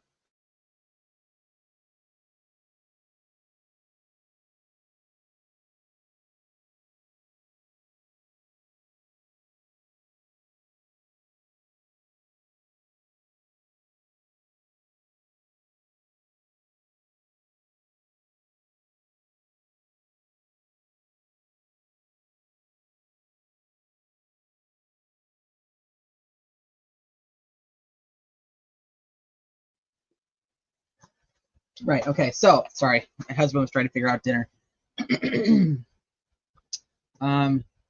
So he doesn't. I still think missed opportunity. But as we know now, they do end up getting a couple of Johnny Messer's old phones. But says, when you interviewed Elvis Fields, did you grab his phone? Todd Click says, no, I did not. So is that the same answer as what you said for Johnny Messer? Why didn't you grab Elvis's phone? He said, when I first interviewed Elvis, I don't believe he had a cell phone. So what about Ned Smith? Did you ask him for his phone? He says, no, he did not. I said, why not? He said, Ned Smith was never a suspect initially in my eyes. He says, now you talked about these Facebook pages and how the photos were similar. Maybe I misheard you, but did you think Brad Holder and Elvis Fields were trying to mimic each other? Click says, it appeared that one person was trying to mimic the other. Yes. Hey, Kit Kat. He said, okay. And when you talked to, well, did you talk to Mr. Chrisman? He says, yes, I did. He said, and did you ask him about Elvis Fields? He said, when he interviewed him, no. When I originally talked to Mr. Chrisman, I did not have the knowledge that there was a connection between him and Mr. Fields. So I found that interesting. Why is he talking to Chrisman? What even made him start talking to Chrisman then? Why is he interviewing Chrisman if he doesn't know that he's attached to Fields? He said, after you found out about that knowledge, did you go back and talk to him? He said, I attempted to, and he would not talk to me again. So did you ever, and so you were never able to confirm that Elvis rode with Chrisman on any deliveries? He says, I did not have any direct evidence of that, no. Asked him, did you have any direct evidence that Elvis rode with anybody on the deliveries? He said, just testimonial. Just testimonial evidence. He said, were you ever able, maybe because of Westphal? Well, I mean, it still doesn't make sense because their whole thing is, their angle is they're investigating Elvis Fields and trying to find Elvis connected to Delphi. And it's like Chrisman comes up because he's connected to Elvis. So I don't know. It's just kind of interesting. Like, what was that first conversation with Chrisman like? He said, were you ever able to find any link between Brad Holder and the killing of Abby and Libby? He said, no, I was not. He said, through your investigation, do you ever find any evidence linking him to the crime scene? He said, well, there was a test. Well, that's kind of hard to answer. Did you ever find any evidence linking him to the crime scene? Well, there was a test. There was like testimonial evidence is what I'm assuming. He said, well, that's kind of hard to answer. He said, I had learned that from Johnny, the interview that I did with Johnny Messer, that Brad Holder liked to take sticks and form them into the shape of runes. And I knew that runes had been found placed on the girls at the crime scene. But as far as any direct evidence that Mr. Holder was the one that was directly responsible for putting those runes on the girls, I was never able to find any direct evidence of that. He said, the people you were investigating, were you ever able to tie any of them? Were you ever able to place any of them in Delphi at the time of the crime? He says, no, I was not. He said, were you ever able to find anything that directly ties them to the crime scene? He said, I would say, I think I know what you're asking, and the answer would be no. He said, were you ever able to confirm that Johnny Messer had introduced Elvis to Brad Holder? Said, no, I know I wasn't. I was not able to. Did you interview with Detective Vito of the ISP on August 30th of 2023? Says, yes.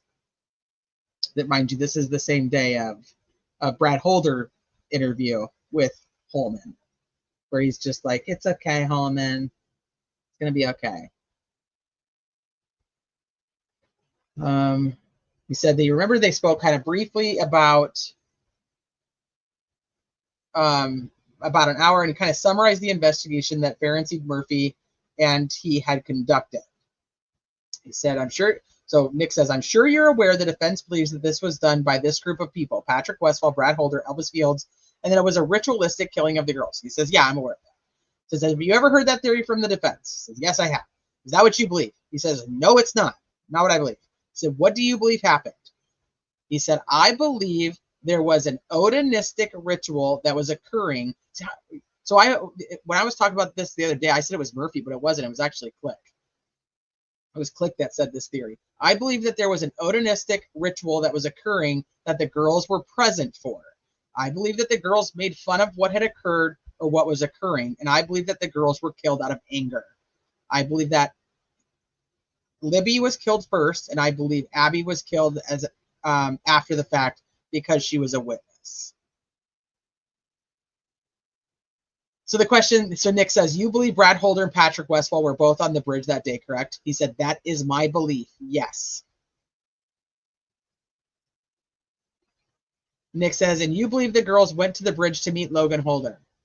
He says, yes, that's correct. That's what he believes. And you believe that Elvis and Johnny Messer participated? He says, I believe they were present. Yes. He says, in the interview with Detective Vito, you said you believe that, but let me make sure I get this right. But there was no smoking gun or concrete evidence. It was just strong circumstantial stuff. So that's correct. Said, okay, did you get any opportunity to, well, let me back up. What is your understanding of when the girls were abducted and killed? What time frame? He said, I was originally told that the girls would have been abducted off the bridge roughly around 2:30 and that they would have been killed sometime in between that time. They were abducted to the time that the search party began, which I believe was, if I remember correctly, 5:30, 6 o'clock. Because, so Nick says, okay, so throughout your investigation, is that the time frame you worked with on the death of the girls? Or is that the time frame you worked with in for the death? That same question. Click says that was the time frame that was popular for the investigation. So Nick asked, did you have an opportunity through your investigation to see any alibi evidence for Brad Holder? He says, no, I did not. So did you have any opportunity through your investigation to see any evidence on what or whether or not Brad or Logan Holder was in school that day? He said, no, I did not. So did you look at any alibi evidence for anything else in that group? Patrick Westphal? He said, no.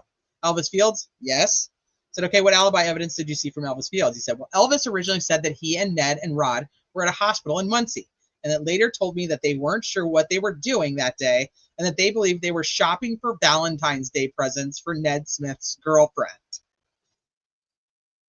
So he asked him, did you ever see any evidence or any information from Elvis's phone? He says, no, I did not. He said, what facts can you articulate here in court today that show that a ritual was performed on February 13th of 2017 when the girls were killed? He said, the only thing I can testify to is what I was told by Detective Ferenczi.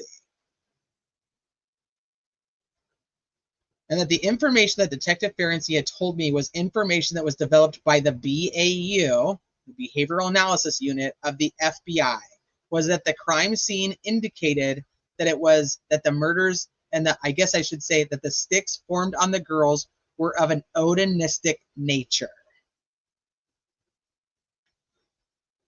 Another document I'd love to get my hands on.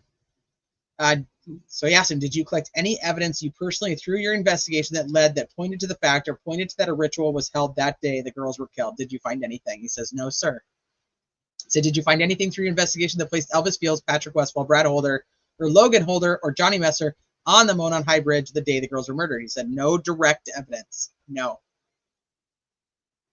Did you find any evidence through your investigation that placed any one of those people in Delphi on February 13th? He says, no, sir. Well, Patrick Westphal's alibi is that he was in Delphi at home. Is it fair to say that your belief of what happened that day is just a theory? He said, my belief is based on testimonial evidence that we had obtained and based on some of the training and experience that I have received throughout my police career. Nick says, is that testimonial evidence that Special Agent Ferenczi gathered through interviews that he did and he reported back to you? He said, part of it, yeah. So what interviews did you do that tied any one of those people to the murder of Abby and Libby? He says there was no direct evidence that we were able to obtain, and that was basically due to we were past retention periods on certain things, such as cell phone records and banking records. So Nick says, you said that in your report or in your interview with Detective Beto, you said there was strong circumstantial stuff. What did you mean by that? Said, I think when you took the totality of some of the testimonial evidence that we had gathered from people that led me to my belief of the theory of what I believe or how the girls were killed that day. And so Nick says, I hate to keep circling back to this, but do you recall any specific testimonial evidence that led you to that belief? You talked about the BAU, what Special Agent Ferenczi reported to you. Do you remember any testimonial evidence within your investigation that led you to that belief? He said it was the totality of everything that we had done throughout our investigation. He said, we knew that Brett Holder and Westfall were Vinlanders who practiced Odinism. The BAU report basically stated that the crime scene had Odinistic tendencies to that, and we knew that Mr. Holder had a direct tie to one of the victims of the homicide. He said, is that the totality of the testimonial evidence that led you to your belief? He says, in a nutshell, yeah. So this is Taylor. So that now we're back to Baldwin, and Baldwin said, did you ever interview Taylor Hornaday? And Click says, yes, I did. He says, was there any significance about her testimony or her statement related to this crime? He said, what was the substance of the interview related to Johnny Messer and anything that his involvement in Delphi? Click says it was mainly testimony. Through the interview with Taylor Hornaday, they were basically able to learn a better timeline of Johnny's involvement with the Vinlander group, and they were able to determine some other crimes that Mr. Messer had been involved in. So Baldwin says, were you part of an interview where she talked about Johnny being in Delphi during February of 2017, February 13th and 14th of 2017? Click says, yeah, Taylor did indicate that she believed Johnny Messer was up in the Delphi area around Valentine's Day of 2017. Said, did they talk about the condition of her car when he brought it back? She said that there was some type of red substance that was found on the side of her vehicle that she believed was blood. She originally thought that maybe he had struck a possum or something along those lines. So Baldwin says, but that was after she thought he had been visiting Brad Holder and Patrick Westfall in Delphi the weekend that the girls, or the days that the girls were killed. And he says that is correct. So McClellan wants to clarify that when she says when Taylor Hornaday says up there, she didn't say up there in Delphi. She just says the words up there. That was really kind of it for them. That was it. So that one's it for that. Okay, so that should give you a very good idea of what leads up to this report even becoming important. So now we're going to go through it, and then we can wrap up and head over to Shaboobies. So now we know that this is literally just Murphy's notes as he's doing these interviews and an investigation that he continues to put in here. And he testifies like, I never saw the report. Like, it wasn't a report. It was just a Word document that I put all my info in, and I would do it that day. So that way, when I went back to his office, that he would be able to make his actual like supplemental report. So he just did this so that all the info was fresh in his mind right after he did it. So he's like, I'd go to my car, I'd go right back to my office, I'd pull out my laptop, I'd open my Word document, and I would just add whatever I needed to. So it'll give you a good idea of why everything is like separate and why it looks the way that it does. So I hope that helps. I told you guys, it's been a while since we've read through some of that, so I think it's a good refresher.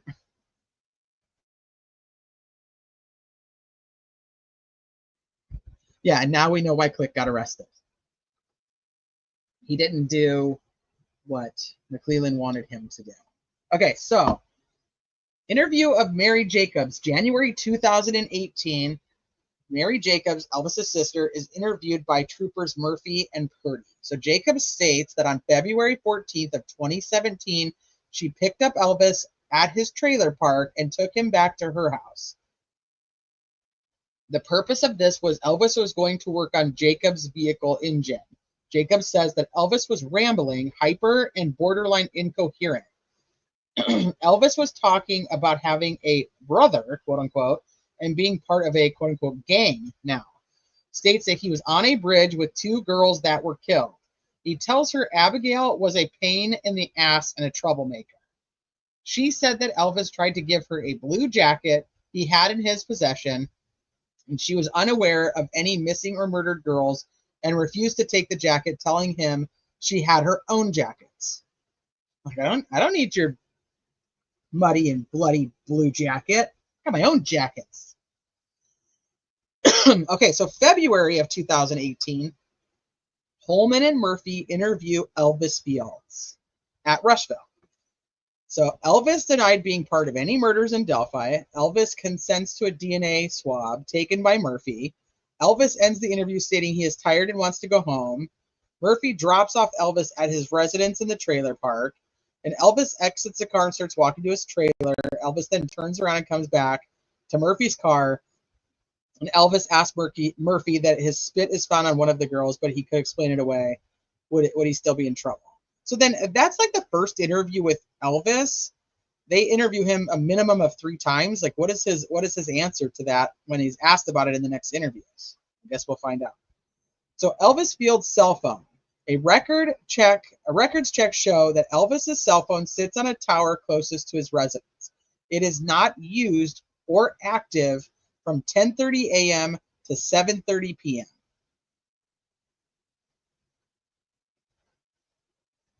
Like, why isn't Murphy or Todd Click, why aren't they asked about that in the hearings?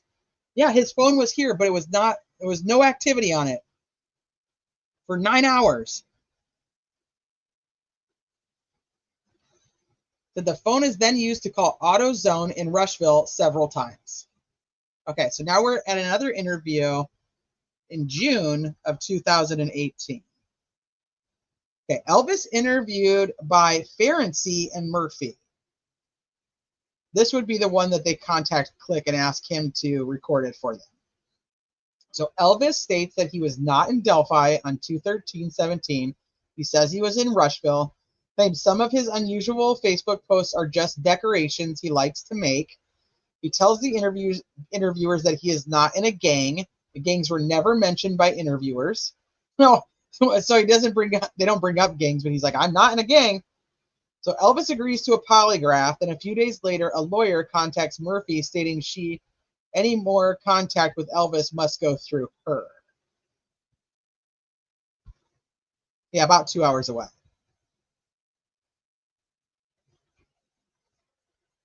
Okay. So that's interesting. Okay, so Ferenczi and Murphy interview family members. So the ex-girlfriend and mother of Elvis Jr. states that Elvis was fascinated with railroad trestles. So this is Elvis's ex-girlfriend. He tried to get her to cross one near their residence several times.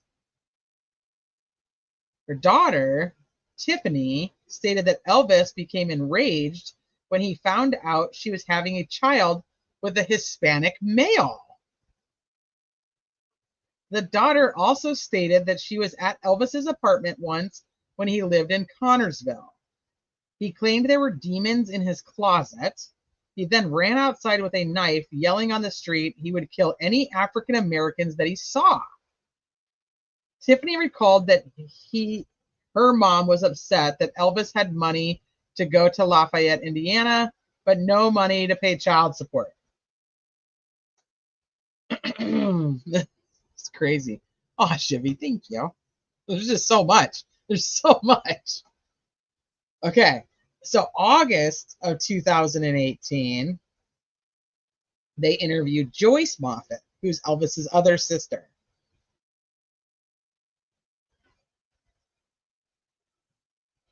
And so she says that in October of 2017, Elvis moved into the residence with Joyce Moffett in Dunkirk, Indiana. Approximately 2 weeks after moving in, Elvis approaches Joyce out of the blue and tells her he was on a trail and a bridge with 2 girls that were killed.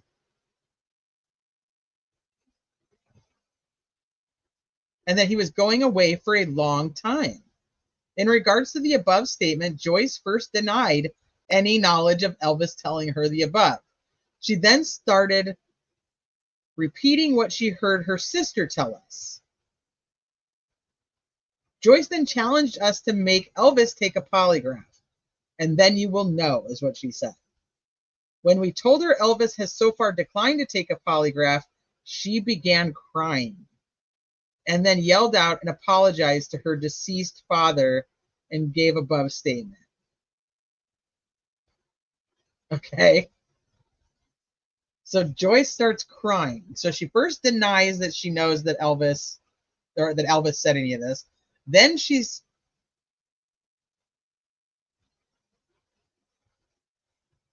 saying what her sister told them, which would be Mary Jacobs. That's crazy. Okay. So now in August of 2018, they interviewed Jennifer Melton over the phone, and Jennifer is Elvis's ex-wife. So Jennifer states that she was married to Elvis for 8 years. They had two children, Jason and Tiffany. She stated Elvis was constantly abusive toward her and the kids. His abuse got worse toward her after the kids were born. She states Elvis chased Jason out of the house with a shotgun when Jason was 19 years old, and when Tiffany was 16 years old, she had to pick her up from Elvis's house because he was outside her residence with a knife, yelling that he would kill any African American. She stated that Tiffany suffered a spiral fracture of her arm while under the care of Elvis and his parents. Jennifer said that Elvis was diagnosed with schizophrenia, but he rarely took his meds as prescribed. He would, quote unquote, go nuts when not on his meds. So Tiffany recalled that one time she locked him out of the house after he battered her. Remembered him yelling at her that he was going to kill her when he got back in. She believed he was in possession of a knife at the time of the incident. When asked if Elvis ever carried a weapon on him, she stated he carried a boot knife. I know, can you imagine being married to Elvis? I mean, he's got multiple kids, so it's like I got nothing nice to say, so I'm just gonna let that go. Jennifer stated that she found it odd early in their relationship that Elvis and his mother would go to the bathroom together. What the fuck?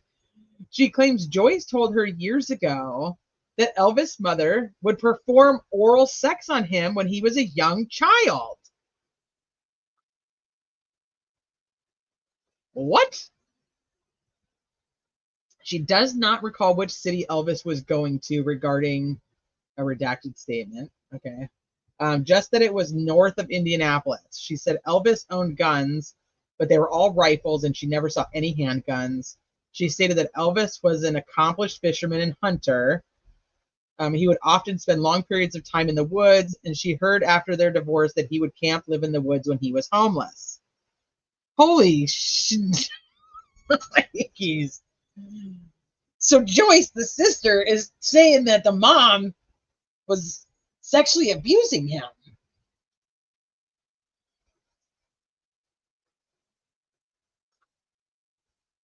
Yes, T, you read. Did I read that correctly?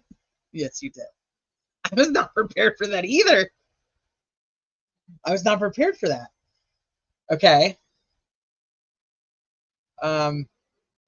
Everybody's like, Elvis couldn't do anything. Elvis is look at Elvis. He can't do anything. And then his ex-wife is like, no, he absolutely hunts, fishes. He can do all those things. His daughter's saying, yeah, he carries a boot knife with him everywhere he goes.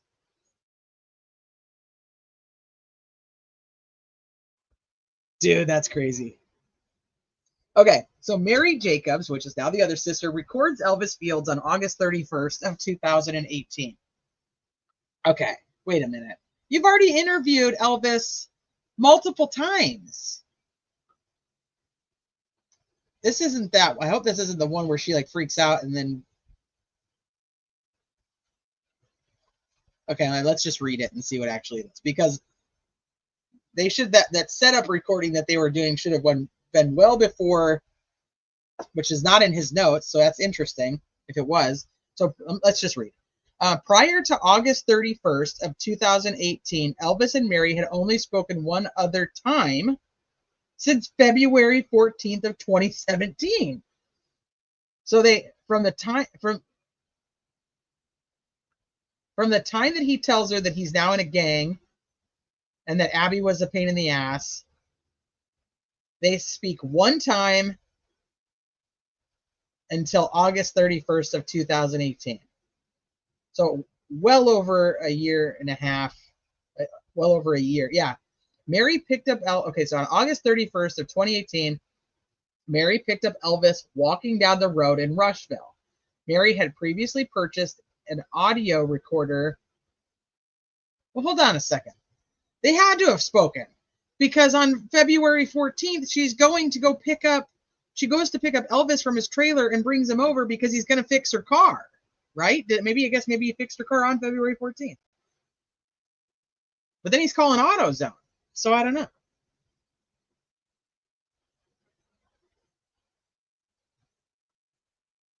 Okay. So Mary had previously purchased an audio recorder several months earlier. She turned on the recorder when Elvis got in her vehicle. Elvis was unaware of the recording. They drive to Elvis's trailer and Mary goes inside. Joyce is present.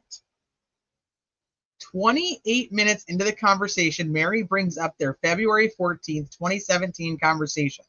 She asks Elvis if he remembers giving her a blue jacket and giving it back, saying she did not want it. Elvis acknowledges this.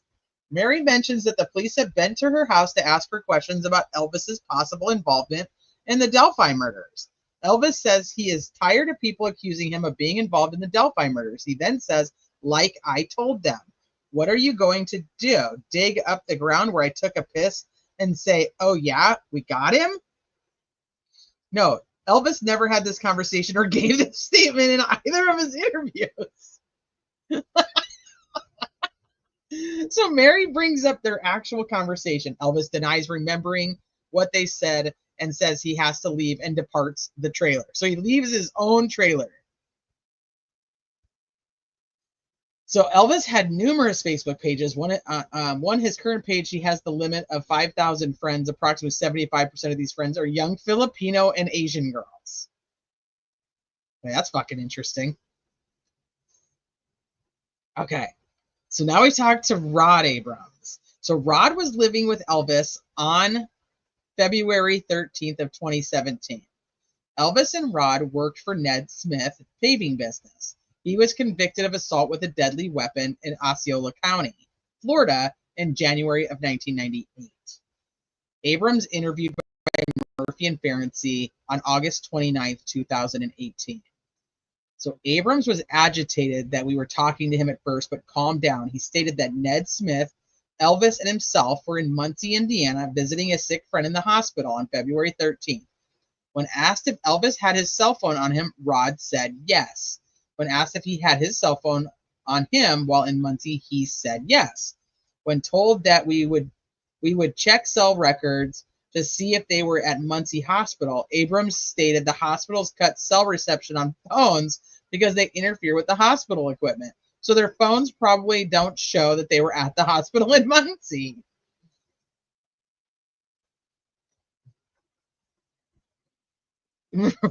Right, Shivy? A boot knife is typically 2.5 to 5 inches. Oh, that's interesting. That's good info, Shadow. Thank you.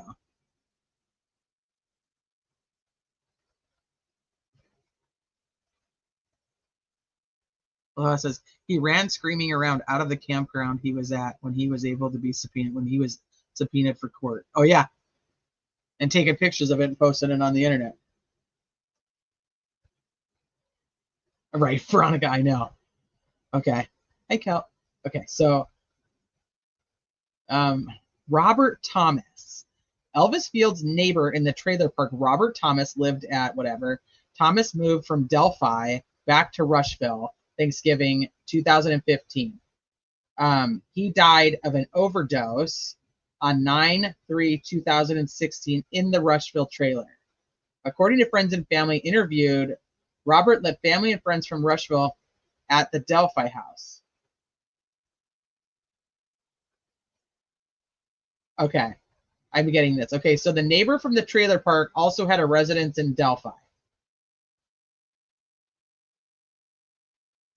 Okay, so just a potential other connection to Delphi. So photos of tattoos obtained from prior Elvis arrests in Rush County, many show white supremacy type symbols.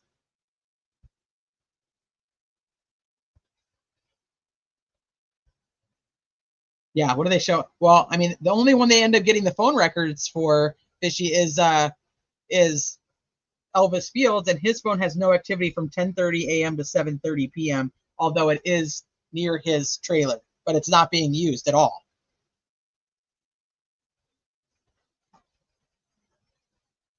Okay, so Brad Holder lives in Logansport, Indiana. His son is Logan Holder. He was dating Abby. Holder served in the U.S. Army with Patrick Westfall. Both were deployed to Afghanistan. He practices Asatru religion and is very devout to it. Not according to Patrick Westfall. Formed an Asatru tribe called the Tribe of Gungar's Path. Gungar is Odin's magical spear with Patrick Westfall. Okay, Holder makes his own Viking-style knives and weapons, takes pictures of sticks, trees, and natural formations in the woods that he believes is God Odin talking to him. Also arranges sticks into Asatru-style symbols and runes. Many of these are posted on his Facebook page, are very similar to the Delphi crime scene. He traveled to Delphi often to practice Asatru with Westfall. He often brought Logan with him. During one of these Asatru meetings, Logan met Abby at Canal Park in Delphi. According to Logan's statement, this meeting took place the second weekend of January 2017.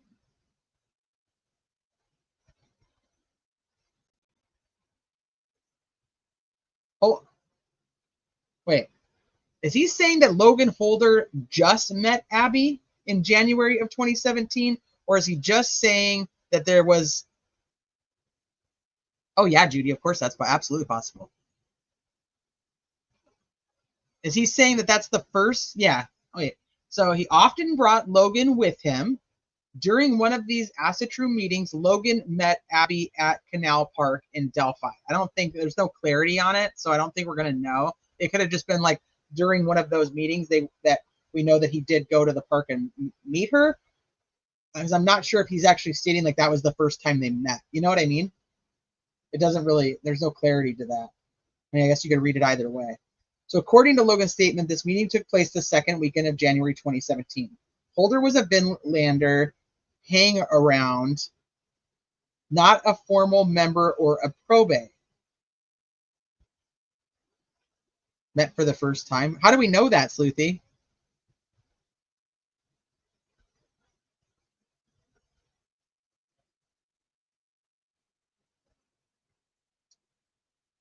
He was a hanger, not a formal member of probates. Facebook post dated January 22nd, 2017 with Westfall in Delphi. Claims he was at work and got off between 2 p.m. and 4 p.m. He states he then went to Anytime Fitness. Says he got a text from Logan. He doesn't remember what time on 2/13, simply saying she's missing.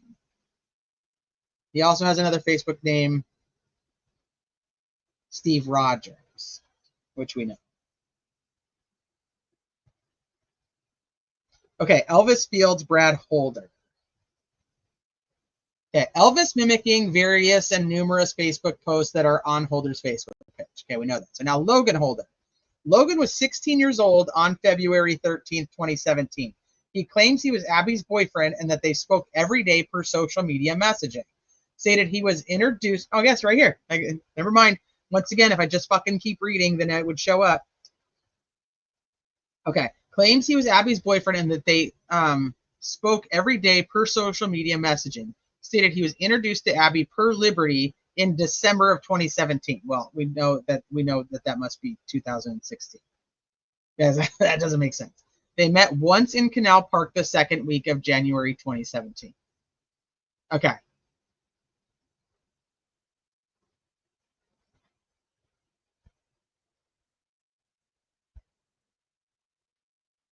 So when the hell does Abby go to Westfall's house where supposedly Brad Holder says that? This is a lot of info. I know, I agree. I didn't think Abby had a phone. She does. Well, everybody goes back and forth on that. And even Anna says they didn't answer their phones, which is also a very interesting statement.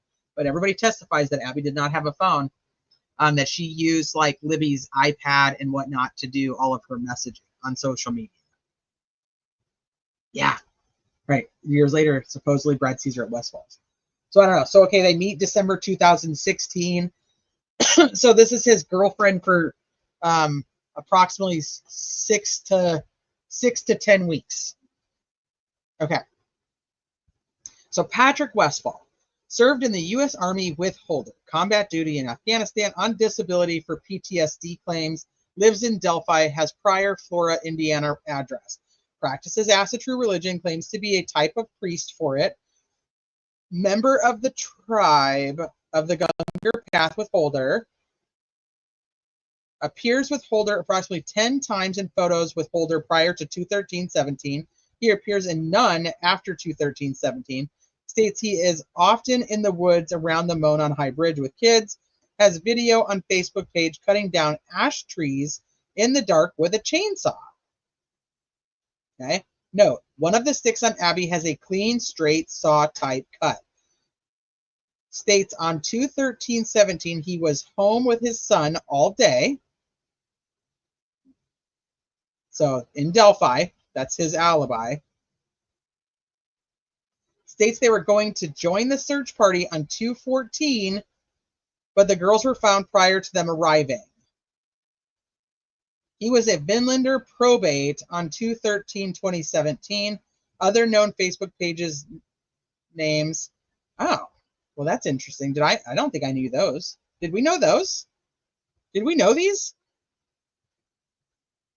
I don't recall ever hearing those. Huh. Well, that, all right. Those are probably well under wraps now.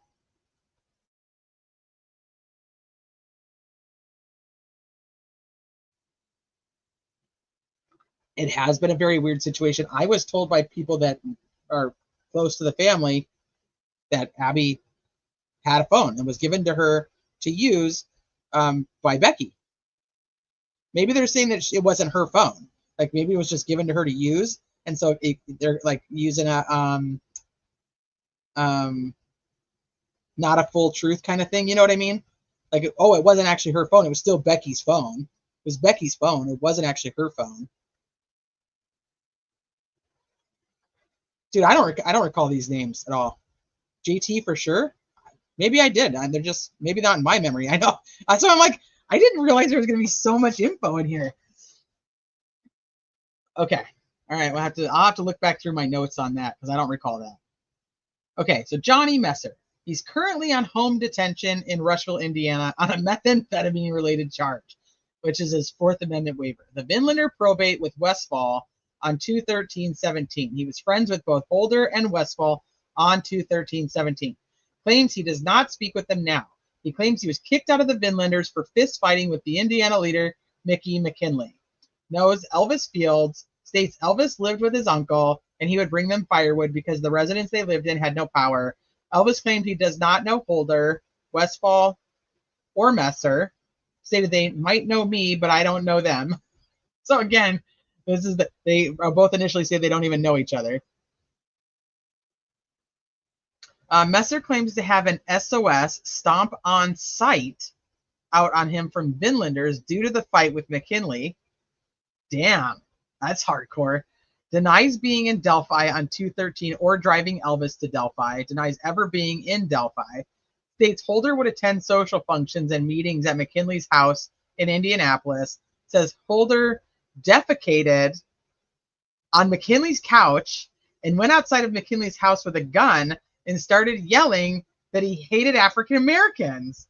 Holder was brought back into the house and beat up by McKinley. What the fuck?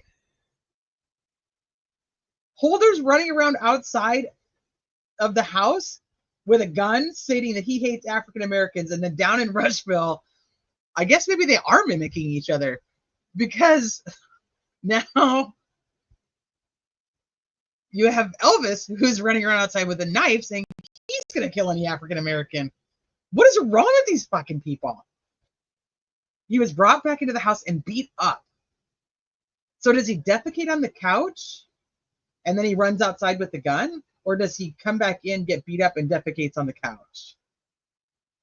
What the fuck? Okay.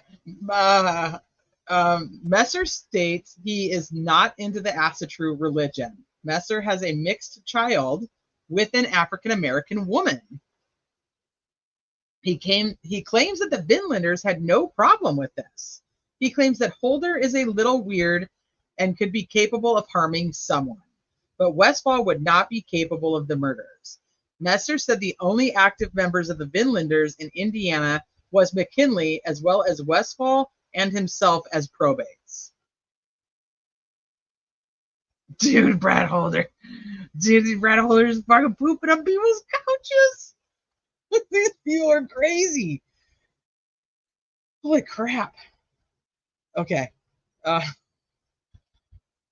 Taylor Hornaday, who is the ex-girlfriend of Johnny Messer. They were dating on 2/13 of 2017.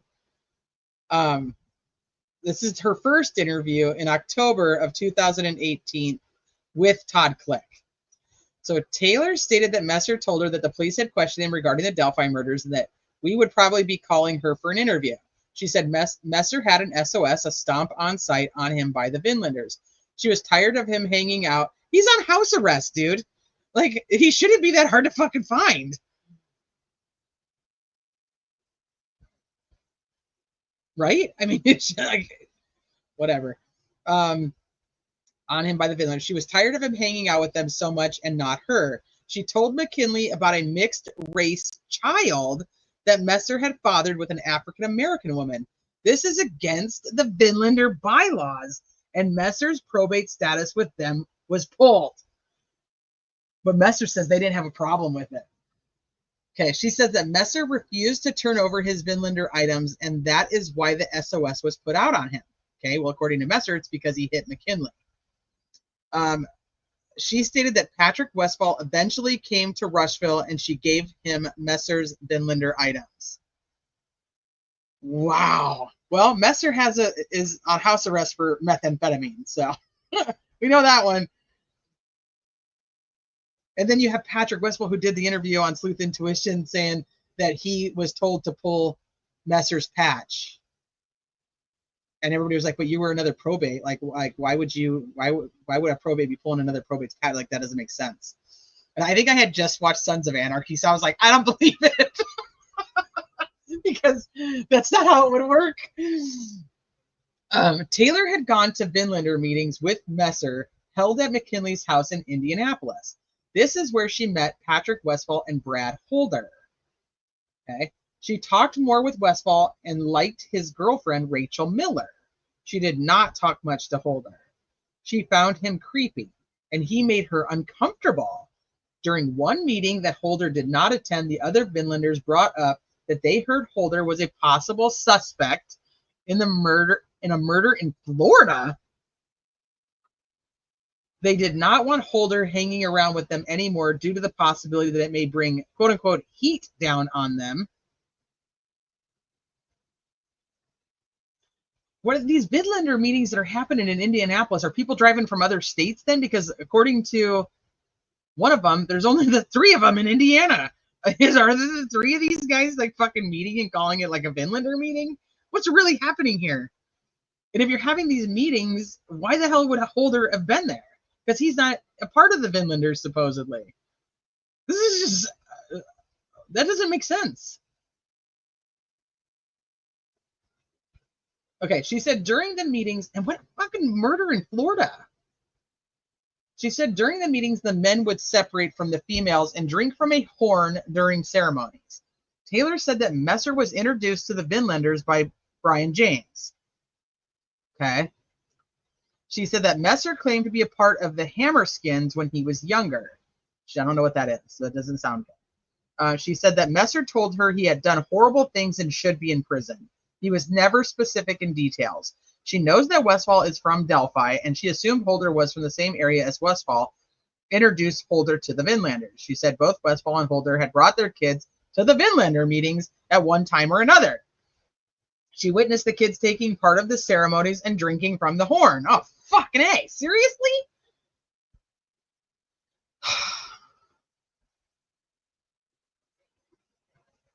Now the kids are drinking from the horn? Taylor confirmed that her and Messer saw the news reports of the Delphi murders later in the week on TV. She confirmed she made the statement that she hoped Holder and Westfall were not involved. Messer also took a guy named Josh Stevenson to the meetings. There was a male by the name of Dougie. Okay, Dougie. Dougie gets talked about on Patrick Westfall's interview. Give me 1 second, you guys.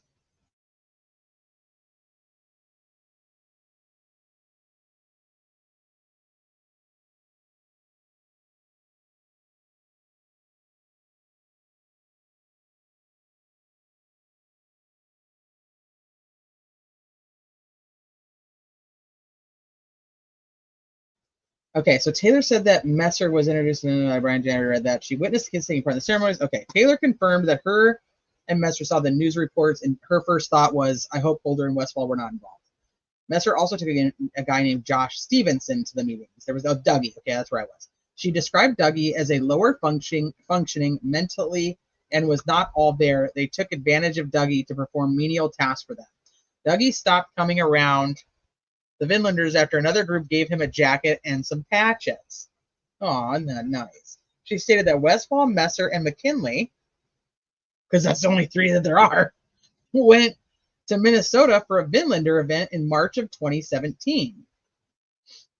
She said this was the final straw for her regarding Messer spending so much time with them. This is when decided to tell McKinley about the mixed race child that Messer had. Taylor stated that Westfall and Messer were like brothers.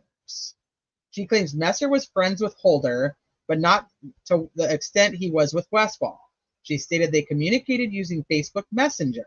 She said that Westfall cut ties with Messer after he was kicked out of the Vinlanders. However, she did not know if they started talking again after her and Messer broke up.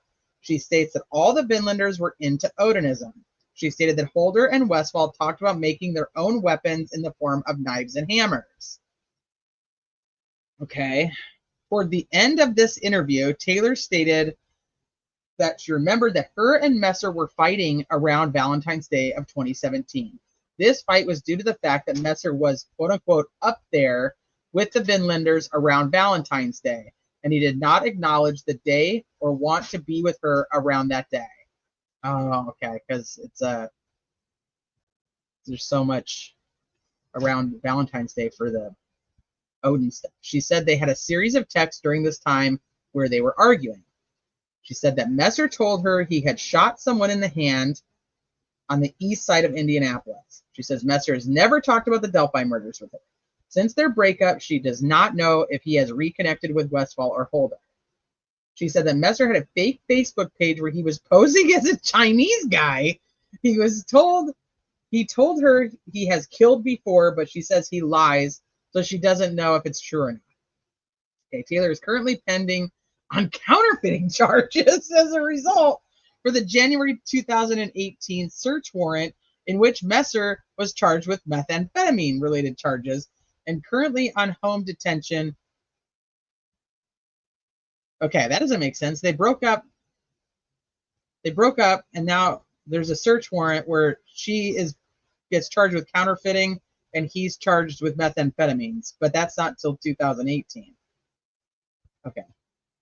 Okay, October 31st, a search warrant was obtained out of Division 3 for Taylor's phone that is in custody of the Rushville PD.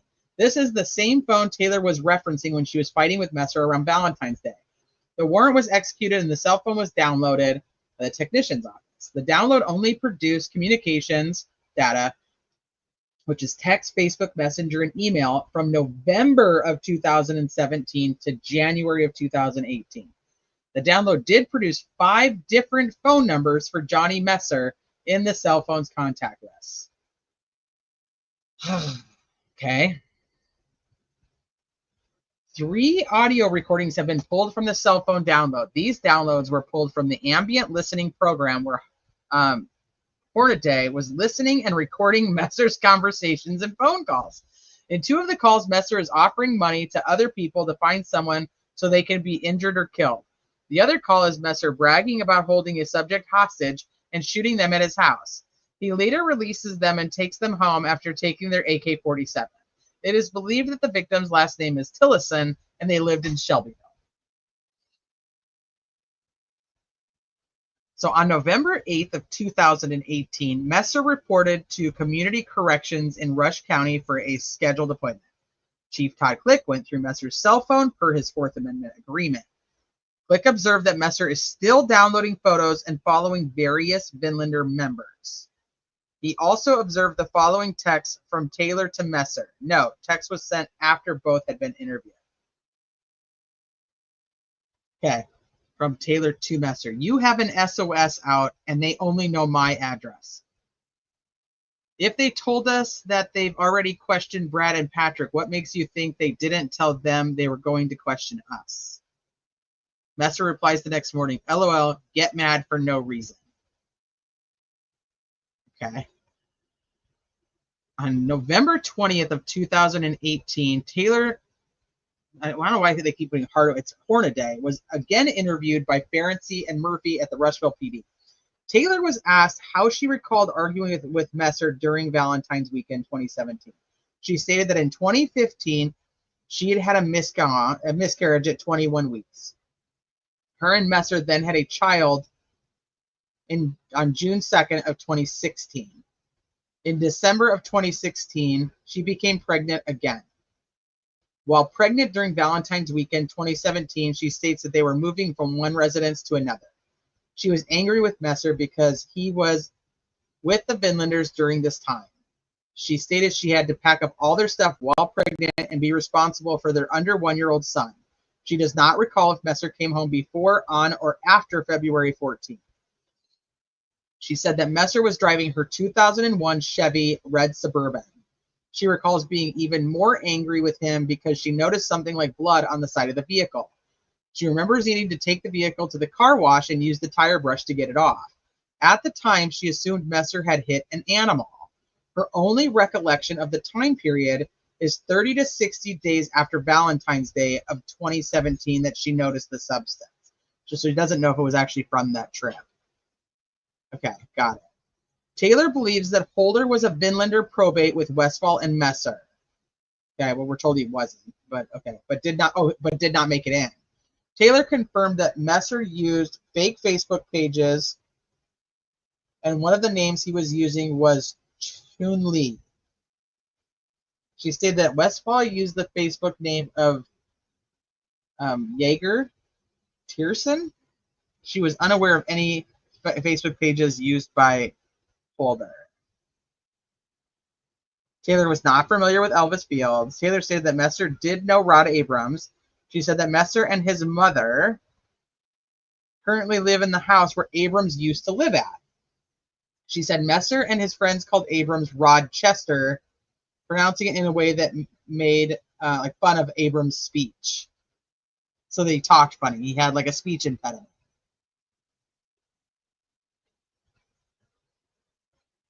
Okay. The assistant chief interviews Brittany Odin. Oh my God. Okay, Odom was a subordinate methamphetamine under Messer prior to his January 2018 arrest. Odom states that Messer talked about the Vinlanders often, and he was worried his affiliation with them would affect his sentencing. She said that Messer mentioned the city of Delphi several times, and she believed that someone was into recording music with Messer was from there. Okay. She did not know the name of this person. She recalls that Messer mentioned that Messer stated that the guy he was trying to record music with in Delphi had his name and picture in an article that was published on the internet. Okay. Messer's pick and name was also in the same article. Is this Westfall? The Anti-Defamation League published an article on their website about white supremacist groups. Messer and Westfall's names and pictures are shown in the article. Yes, that's why my is at Westfall. The ADL is linked with the Southern Poverty Law Center site.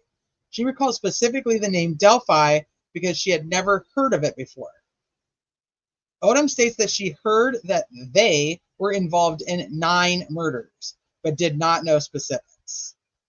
Odin confirmed that Messer and Hornaday would argue and fight because Messer would spend so much time with those guys. Okay, now an interview of Jessie Marie. Jessie declines to give her full name. She is fearful of reprisal. Jessie stated that her daughter dated Logan Holder, oh my God, prior to Logan dating Abby Williams. Jessie said that interacted with Logan while he was dating her daughter and after they broke up. Logan told her that his mother was murdered. Then stated that she died of cancer. Jessie later found out that his mother was very well alive. Jessie communicated with Logan after the murders of Abby and Libby.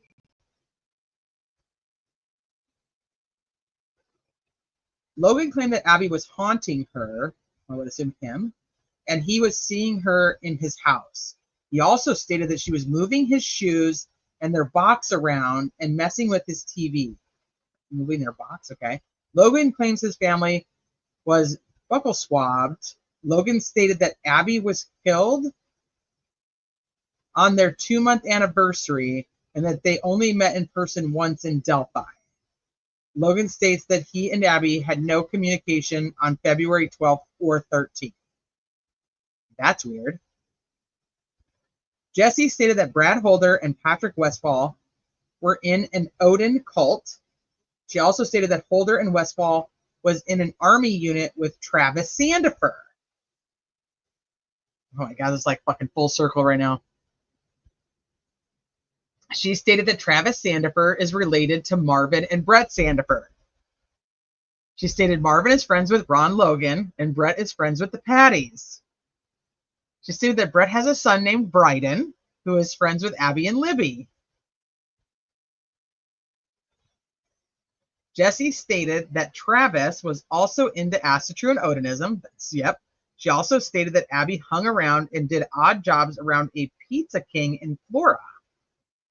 She stated that the Pizza King is located across the street from a house that burned down that killed 4 small children in November of 2016. She stated that an Abby and Joe Sandifer owned the Pizza King.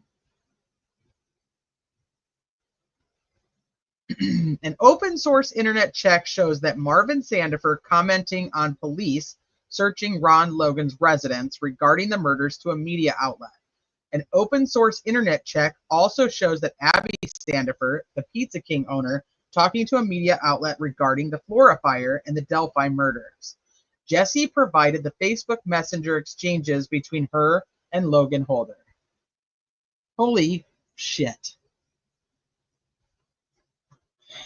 Okay, and I don't know if they put this in here or not, but the Sandifers live at the south end of the bridge, right next to the crime scene. And Bryden was one of them that was asked to join them at the bridge. So he's also somebody else who knows they were at the bridge that day.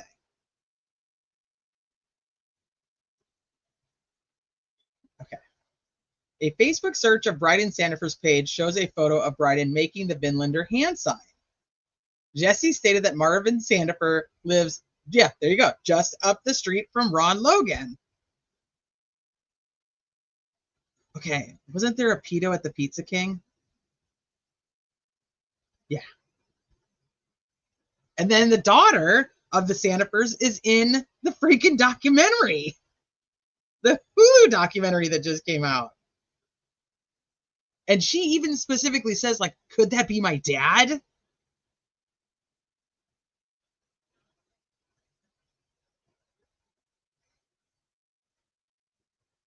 Okay, why is this in here again? Interview of Brittany Odom. Didn't we just do this? This is a subordinate methamphetamine dealer under Johnny Messer prior to his arrest in January. She's also pending her. Okay. Didn't we already have her? Oh, different interview. Okay. Johnny Messer prior to his arrest in January 2018. She's also pending on current methamphetamine charges. Odom is a resident of Rushville. Recalls Messer always talking about his association with the Vinlander Social Club. She's heard of him referring to the town of Delphi in the past. Recalls remembering it because she had never heard of Delphi. She thinks that Messer would refer to making music with a guy from Delphi. He told her that he, Messer, and the guy from Delphi both had their names and the pictures mentioned in an article about racist groups the Anti-Defamation League did publish. Blah, blah, blah. Both Messer and Westfall's names. She also heard the Messer would disappear with his friends over long periods of time, which caused fights. Okay, so this is just two accounts of the same interview. And then apparently this is another... This is weird. Like, why is it in here? Like, now there's an interview of Jesse Marie, which is interview of Jesse Marie. Okay, so it's got to be another interview? They're not dating these, so that's kind of weird. Jessie stated that her daughter dated Logan Holder prior to Logan dating Abby Williams. She stated that up until January 18th, they kept in touch. Jessie provided a series of Facebook Messenger. Well, I'm done here. I'll just go get dinner. I can just go get dinner when I'm done. Jessie provides a series of Facebook Messenger exchanges between Logan and herself after the murders. Like, this is like the same thing. I don't know. Is this like copy and pasted weird or what's going on here?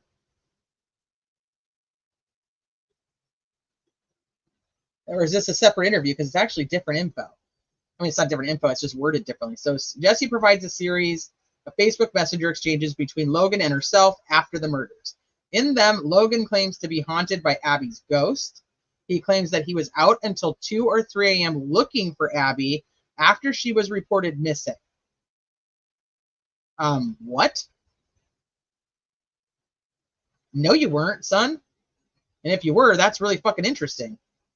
Logan states he had been dating Abby for 2 months and that February 14th was their 2-month anniversary. He stated they had only met in person one time. Jessie stated that Brad Holder was involved with some type of Odin cult. She stated that Brad Holder and Patrick Westfall was in the army with a guy named Travis Sandifer.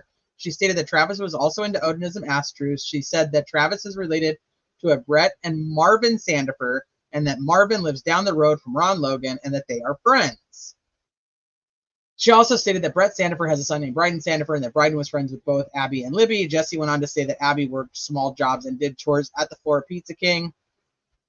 She stated that the Pizza King was across the street from the house that burned down the 4 children. She stated that Abby and Joe Sandifer owned the Flora Pizza King. She did not know if they were related to the previously mentioned Sandifers. An open source internet check shows that Marvin Sandifer gave an interview to a media outlet while police were searching Ron Logan's residence. The open source internet check also shows that Abby Sandifer gave an interview as the owner of the Pizza King in regards to the Flora fire and Delphi murders. Okay, so I don't know. It must be like 2 different... I'm thinking it had to be like 2 different like perspectives of this interview, of these 2 interviews, because like one's with the chief and then the other one's like maybe Murphy's or Click, so I don't know. Okay, so here is an interview of Brandon Mansfield. So Mansfield was interviewed by Click after an arrest for possession of marijuana. Mansfield stated that in the summer of 2016, he lived in the same apartment complex as Messer. This is the one who supposedly was being recruited, right, by Messer. He said that Messer was attempting to talk him into attending Vinlander's meetings. He stated that he believes he met Patrick Westfall one time at the apartment complex. Westfall was in the company of Messer at the time, which means then that Messer had been to, or that Westfall had been to Rushville. Okay, Taylor Hortaday finds phone. Taylor called yesterday stating she was cleaning her house and found a phone that she wanted to turn in to us. Rushville PD Assistant Chief Todd Click went over to Taylor's house and he picked up the phone. Click opened up the phone and noted that the phone number is blah, blah, blah. He also found 3 Google Voice numbers being used on this phone. Okay, the blank shows being activated with the Delphi prefix out of bandwidth.com, which is most commonly like Google Voice. The Rowan and the blank are also activated through bandwidth.com. Okay. Taylor believes Messer was able to hide the phone when RPD was executing a search warrant on their house back in January of 2018. The phone has been in Taylor's house since that time, and Messer has not lived there since the search warrant a year ago. Okay, so on 2/14/17, Westfall makes contact with a, I don't know, which was activated using bandwidth.com. The number is registered out of Newcastle, Indiana. Johnny Messer used to live in Newcastle, and according to Taylor, still has friends and family there. Newcastle is 24 miles north of Rushville. Okay, so now notes from the interview with Amber Holder, who is separated from Brad Holder. This is on March 1st of 2019.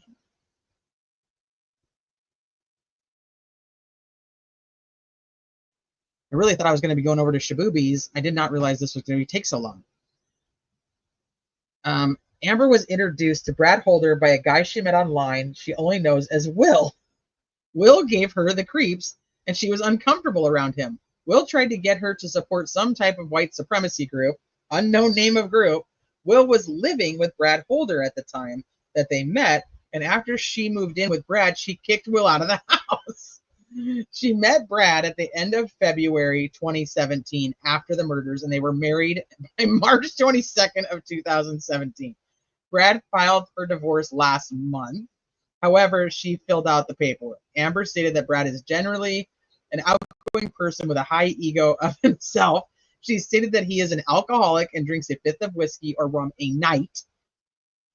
She said that Brad would drink anything he could get his hands on.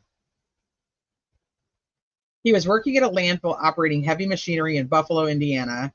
She believes that he recently got fired for not showing up to work. He would usually leave for work around 4 a.m. and get off the clock around 2, later if overtime was required. Amber states she's a practicing pagan, as a true Odinist. She was practicing paganism long before she met Brad. What date is this? This is 3/1/19. Okay. Amber stated that Brad refused to speak about Patrick Westfall and she had never met Patrick. She stated that Brad spoke of Patrick one time when he was intoxicated and said that he and Patrick got into a fight and they no longer speak to each other. He told her that he and Westfall were in the woods near a river conducting a ritual. One of them said or did something the other did not agree with, and they no longer talked to each other. She said the river was near Patrick's house. No, Brad has a Facebook post with him and Patrick together in Delphi on January 21st of 2017. Amber met Brad in late February 2017, and Brad and Patrick were not speaking at this point. Amber stated that Patrick used to smoke as part of his acid troop religious rituals. She said that Brad would use a cigarette to produce the smoke, incense or sage if available to him, during his rituals. Brad would also cut his hand between his thumb and index finger knuckles during his rituals. He would let the cut bleed and try to find acid true rune formations in the blood as he bled. He was always trying to get her to cut herself the same way during the rituals they performed together. She refused every time except one time when she allowed him to cut her hand. She has a scar from this cut. She stated that she and Brett often went to the woods to pray to Odin and other Asatru gods. Oh, Carrie. Thank you. I'm going to do a doc using court recs only. I know, right? I'd love to. It's just so time consuming. I can't even get through the damn AI of the trial. Okay. Amber said that Brad keeps his guns at his father's house. She described them as having hunting rifles, shotguns, and handguns. She never saw any guns in the house while she was living there. She stated that they did have numerous knives in the house. She said that she took most of the knives with her when she left Brad and the house. Amber then showed me a knife she had taken from a cigar box. They then motioned for me to look behind me and gestured toward a bucket sitting on a shelf containing numerous knives ranging from a small machete to a Bowie-style knife to smaller knives. But they are there if Unified Command feels they may be relevant. Amber said that Brad also constructed his own knives from scratch in a style used by ancient Nordic Viking tribes. She did not take any of these with her when she left. Do these guys not have a TV? Amber stated that Logan Holder really did like Abby Williams and was in the midst of the grieving process when she moved in with Brad. She stated that Logan's maternal mother was not sympathetic to Logan and told him to get over it. She stated that Brad attempted to comfort Logan at times, but his personality made him ineffective at it. She stated that her 7-year-old son, Riker, was kicked out of school for being physically abusive to other kids. She stated that Logan and his younger brother, Lane, would watch her and Brad pray and conduct ceremonies to their Asatru gods, but they rarely participated. Logan would ask to participate only because they consumed alcohol as part of the ceremonies, but she would not allow him. Amber stated one night at the dinner table, Logan was upset and quote-unquote in a mood over the murder of Abby Williams. This was the only time Brad brought up the murders around her, and he stated that he had been trying to figure out who killed the girls, but was unable to do so.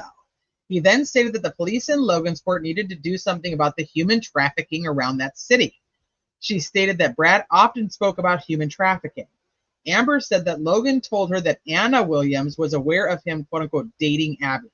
She stated that Logan and Abby were not sexually active, and Logan was caught losing his virginity to a girl in his grandfather's church after the murders. She stated that Logan having sex in a church made Brad very angry. She stated that since the murders, Logan was steadily deteriorated mentally and emotionally as time passed. He almost dropped out of school and has been getting more angry. He signed up to join the Marines, but has not left for basic training yet. The fuck?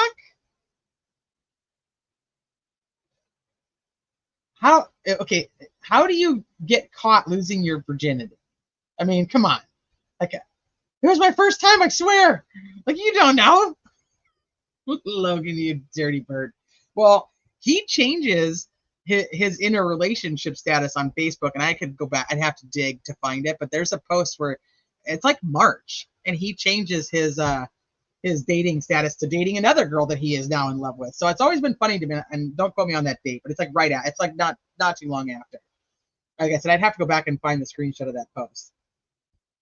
So him like sitting around and being like sad, like not to say that he can't move on, but I mean just like this whole place is a dumpster fire.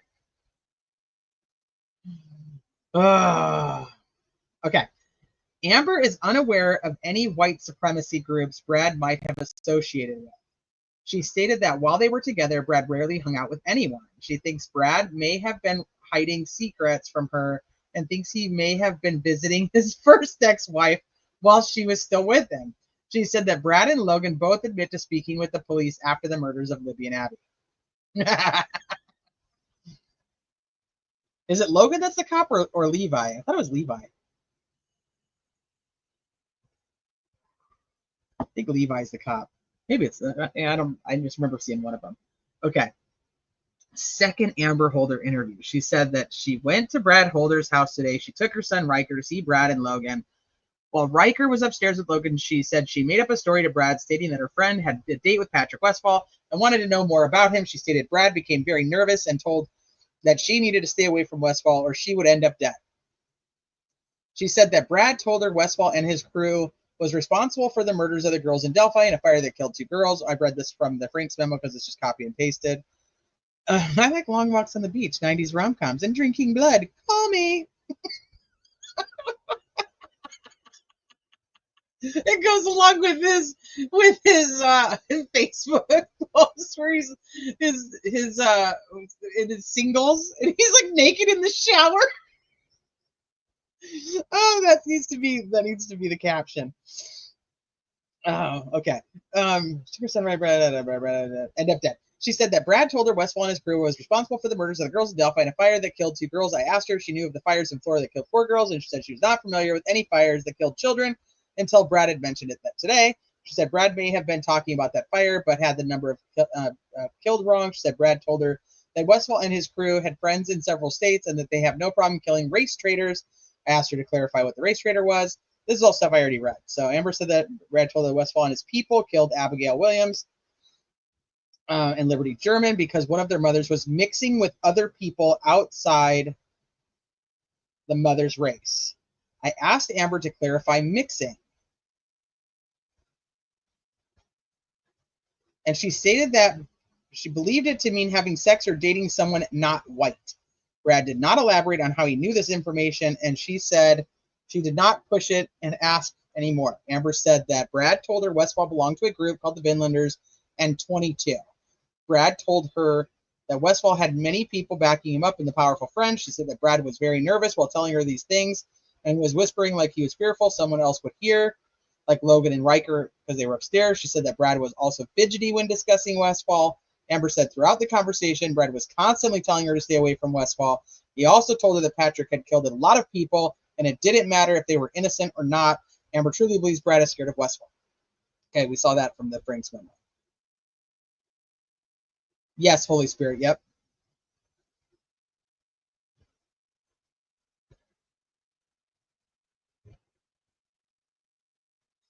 Okay. Prior to Amber leaving, she said that Brad told her to stay off Westfall's radar, and I can only protect you so much if you keep asking questions. He also told her that if Westfall found out she was married to him, that she would be in danger. Brad also questioned her on why Westfall would be going on a date, that he was under the impression that Westfall was married or engaged to someone. Note, I noted to Amber in her original statement, she said Brad told her that he and Westfall got into a fight over one of them saying or doing something wrong while conducting an acid ritual together in the woods near a river. She stated that Brad may have just told her that to avoid telling her the real reason why he and Westfall are no longer friends.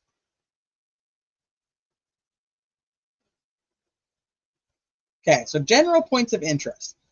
Westfall appears 10 times in pictures that Holder posts on Facebook prior to February 13th, 2017.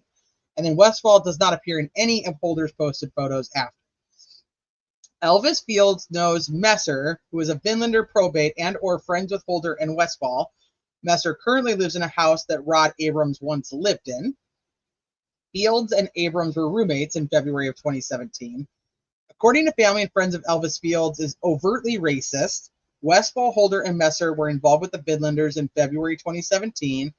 Abrams has prior arrests in Florida for assault with a deadly weapon, a knife. All records with Osceola County regarding this case have been destroyed due to the time lapse of the crime in 1998. Abrams lies about where Fields, Ned, and himself were on February 13, 2017, says they were in Muncie, Indiana, visiting a friend in the hospital. Fields' cell phone stationary and not use it as residence from 10:30 to 7:30. Ned Smith's cell phone mobile around towers in Rushville. Okay.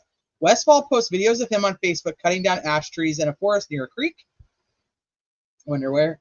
Holder's son, Logan Holder, was quote-unquote dating Abby Williams. Logan introduced to Abby by Libby in December of 2016. Logan meets Abby in person, face-to-face, in January 2017 in Delphi.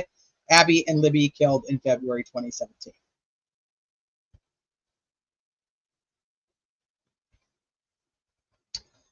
Holder posts stick symbols on Facebook very similar to crime scene. Elvis Fields mimics various random posts that Holder puts on his Facebook page. Messer is constantly using different phones. Drug dealing experience provides him with knowledge of countermeasures used by law enforcement for cell phone evidence gathering. Organized white supremacy group involvement and a past military combat experience may give Holder and Westfall possible cell phone countermeasure experience. Holder and Westfall make their own homemade Viking-style knives. There are photos of Holder's Facebook posts available. These include stick configurations, various assetry symbolism, including his own paintings that are similar to the crime scene. Comparison photos of Elvis Fields mimicking Brad Holder's Facebook posts. Photos containing Holder, Westfall, and Messer with the Vinlanders. Note, it was assumed that Libby was the focus of the motive for the murders. However, there is the Elvis Fields statement to Mary Jacobs that Abby was a troublemaker and a pain in the ass. It was also assumed that this statement meant that Abby was uncooperative from abduction point to murder site. However, the statement could indicate that there was some type of precursor event situation involving Abby and above mentioned subjects that the troublemaker and pain in the ass statement was referencing. No, this is a continuous document that is updated as the investigation continues. Oh my gosh, this is so much. It was so much. This is so crazy. I mean, there's a lot of shit in there I didn't need to know, like Boulder defecating on couches. None of them can still get their story straight though. So Westfall's like, yeah, the Vinlanders are totally fine that I, have a child with a mixed child with an African American. They don't care. And then Taylor, his ex, is like, oh no, I'm the one who fucking told them because I wanted him to stop fucking hanging out with them. The investigation did not continue. No, he said October. When was this? When was the last thing he puts in here? He doesn't have a date on it.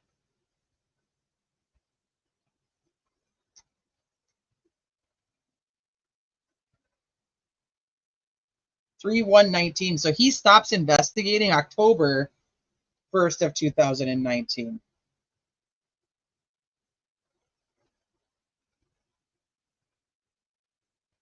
I don't know when the second interview was.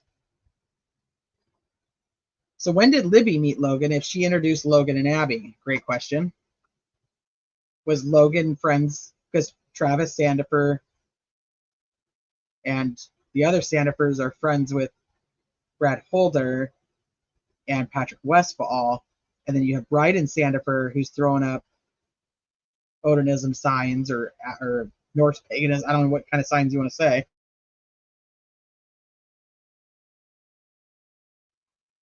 That was a shit ton to take in. That was a lot of info.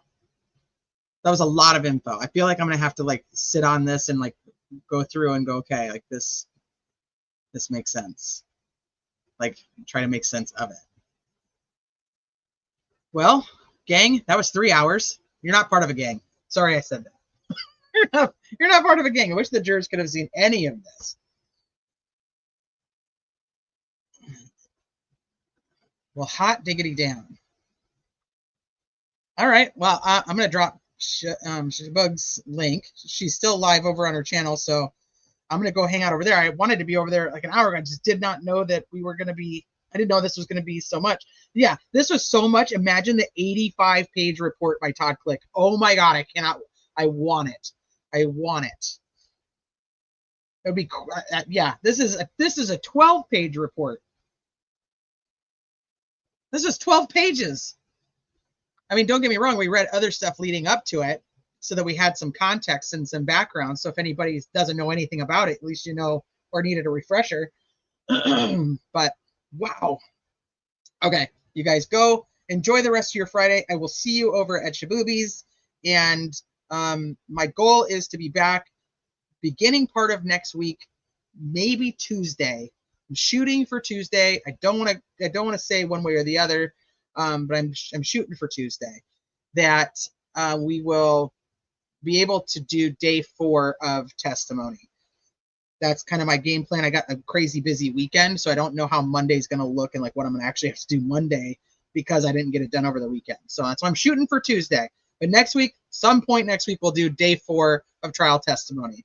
Love you guys. As always, I know you have 1,000 other places you could be, and you choose to spend your time here with me, and I love you for it. I will see you guys over at Shaboobies. Bye. Do you dare to follow me down? Head into the unknown.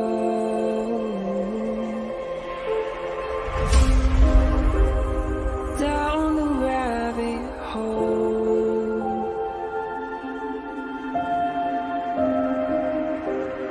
Where it stops, no one knows. We're going